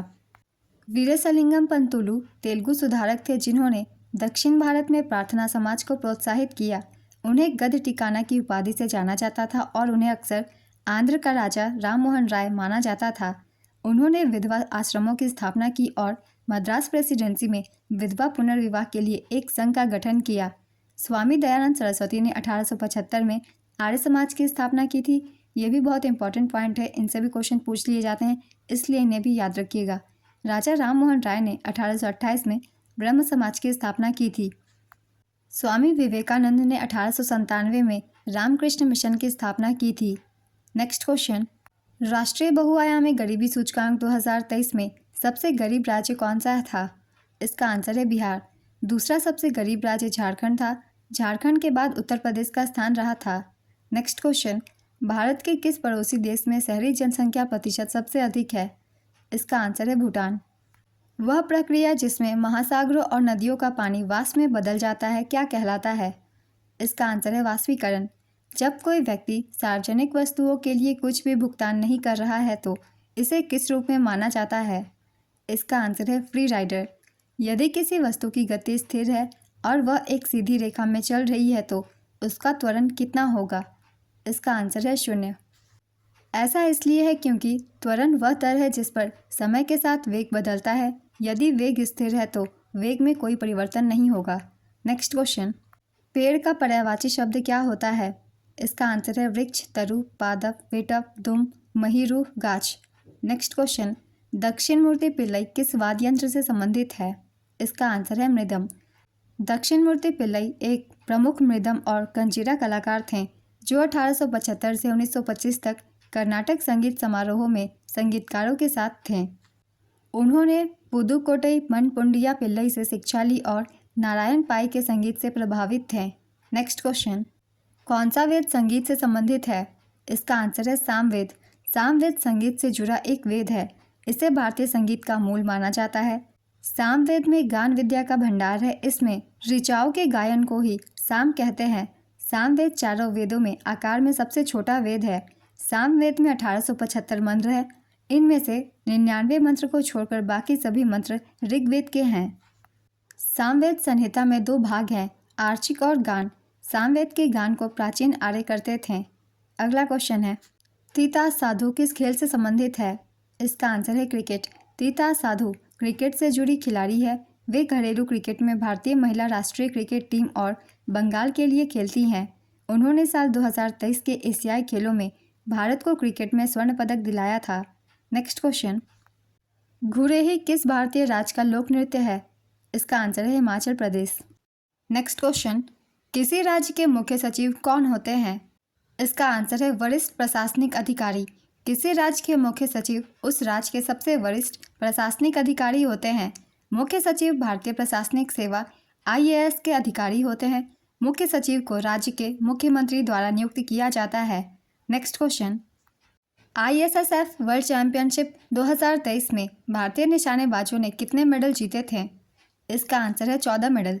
53वें ISSF वर्ल्ड चैंपियनशिप 2023 की पदक तालिका में भारत तीसरे स्थान पर रहा था। भारत ने इस प्रतियोगिता में कुल 14 पदक जीते थे और तीसरा स्थान हासिल किया था। भारत ने 6 गोल्ड और 8 ब्रॉन्ज जीते थे। पहले स्थान पर चीन था। चीन ने 28 पदक जीते थे। इसका आयोजन स्थल बाकू अजरबैजान था। संस्करण था 53वां। यहाँ हम रिवीजन कर लेते हैं ISSF विश्व कप 2024 की भी। ISSF विश्व कप 2024 के फाइनल में भारत ने कुल 4 पदक जीते थे। इसमें से 2 सिल्वर और 2 ब्रोंज थे। ISSF विश्व कप 2024 का आयोजन नई दिल्ली के डॉक्टर करणी सेन शूटिंग रेंज में किया गया था। नेक्स्ट क्वेश्चन, जननिक उद्योगों के क्या उदाहरण हैं? इसका आंसर है बीज और पौधा संवर्धन कंपनियां, पशु प्रजनन फार्म, मुर्गी पालन, मछली पालन, वाणिज्यिक कैनल। जननिक उद्योगों में पौधे और जानवरों की प्रजाति में वृद्धि की जाती है। नेक्स्ट क्वेश्चन, अगस्त 2024 में बिल ऑफ लैंडिंग विधेयक 2024 किस मंत्रालय द्वारा प्रस्तुत किया गया था? इसका आंसर है पतन। व्यवहारिक अनुकूलन क्या होता है? इसका आंसर है कोई जीव अपने व्यवहार को बदलकर पर्यावरण में बदलावों के लिए अनुकूल बन जाता है। नेक्स्ट क्वेश्चन, बजट घाटे का सरकार पर क्या प्रभाव पड़ेगा? बजट घाटे का सरकार पर निम्न प्रभाव पड़ता है। पहला है, बजट घाटे के कारण सरकार को ज़्यादा उधार लेना पड़ता है। दूसरा है, ज़्यादा उधार लेने के कारण ब्याज भुगतान बढ़ जाता है। ज़्यादा उधार लेने के कारण ब्याज भुगतान बढ़ जाता है। ज़्यादा उधार लेने के कारण पुनर्निवेश कम हो जाता है, जिससे अगले साल राजस्व कम हो जाता है। ज़्यादा उधार लेने के कारण अर्थव्यवस्था पर दबाव बढ़ता है।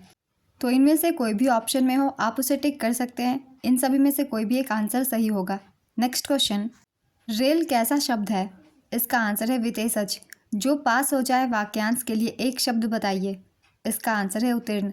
जिसमें दया का भाव ना हो वाक्यांश के लिए एक शब्द बताइए। इसका आंसर है निर्दय।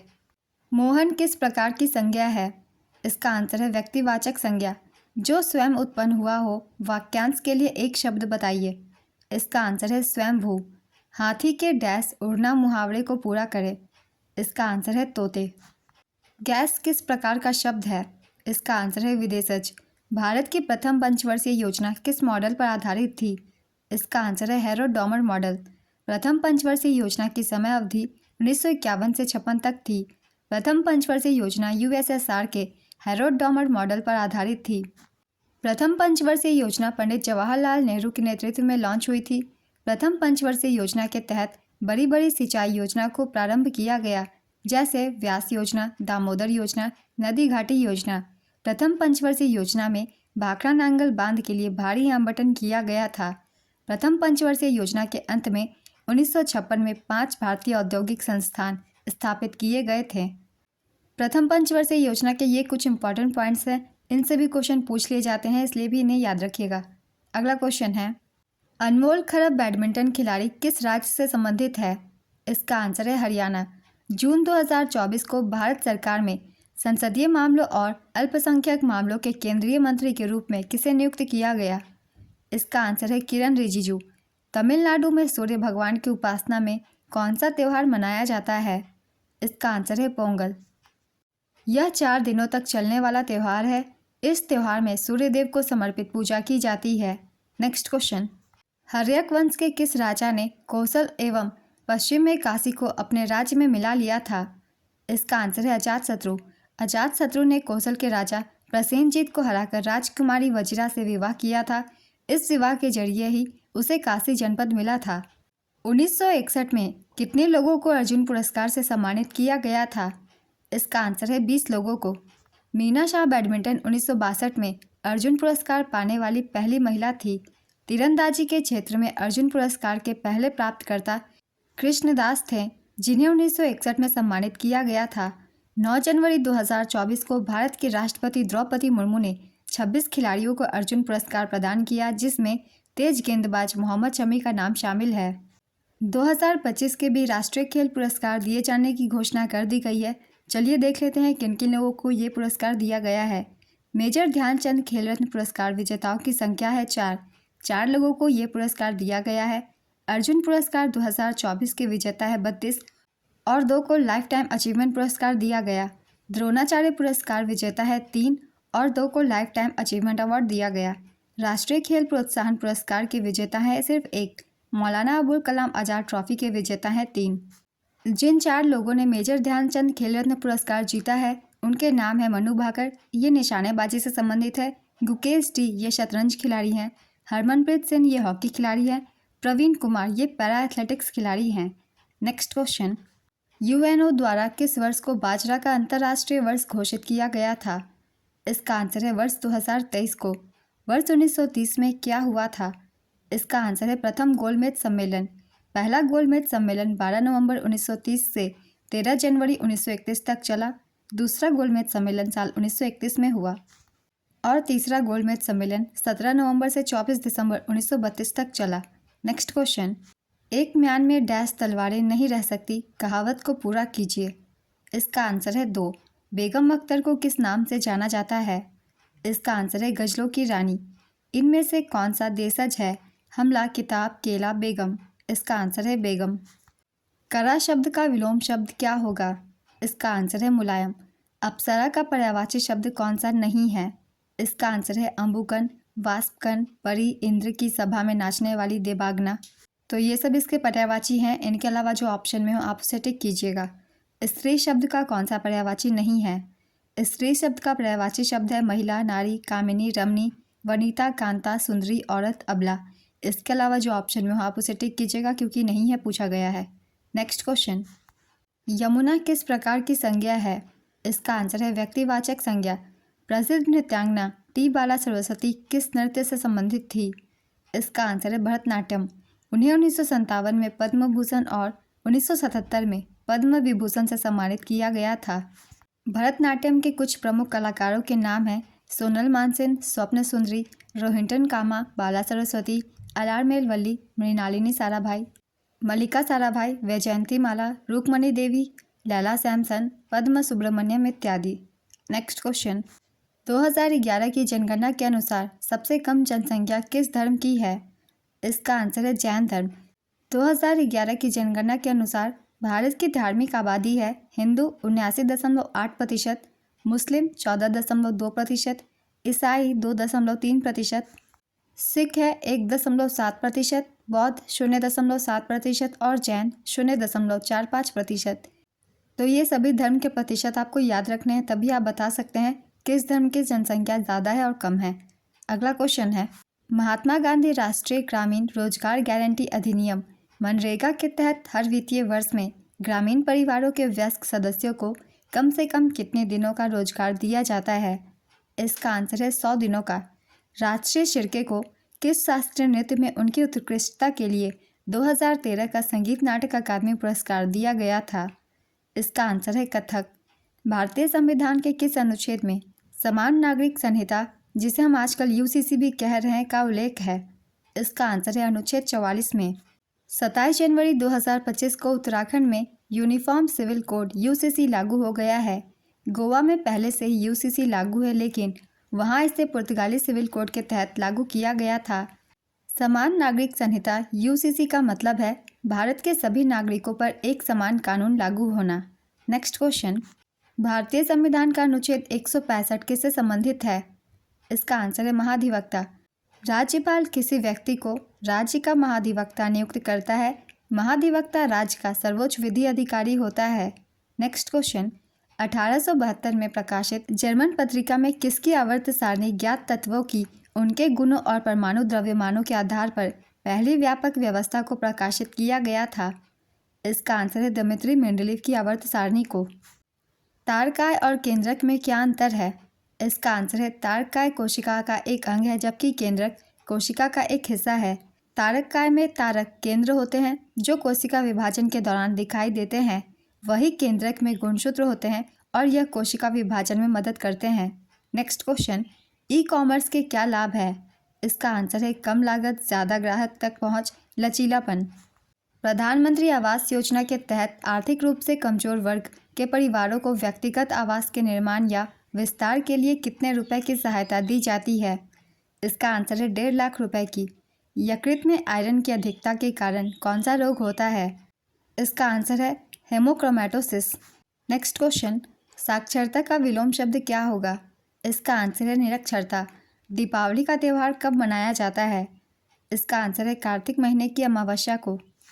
तो आज की ये वीडियो कंप्लीट होती है। बहुत ही इंपॉर्टेंट क्वेश्चन है। ये सारे क्वेश्चन आपको आने वाले एग्जाम में भी काफ़ी हेल्प करेंगे, और जितने भी एक्स्ट्रा फैक्ट्स हैं उन सभी को आप सब ध्यान से सुनिएगा, उनसे भी क्वेश्चन पूछ लिए जाते हैं।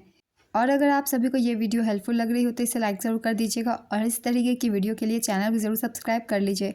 फिर मिलते हैं अगली वीडियो के साथ। आप सभी को आने वाले एग्जाम्स के लिए ऑल द बेस्ट।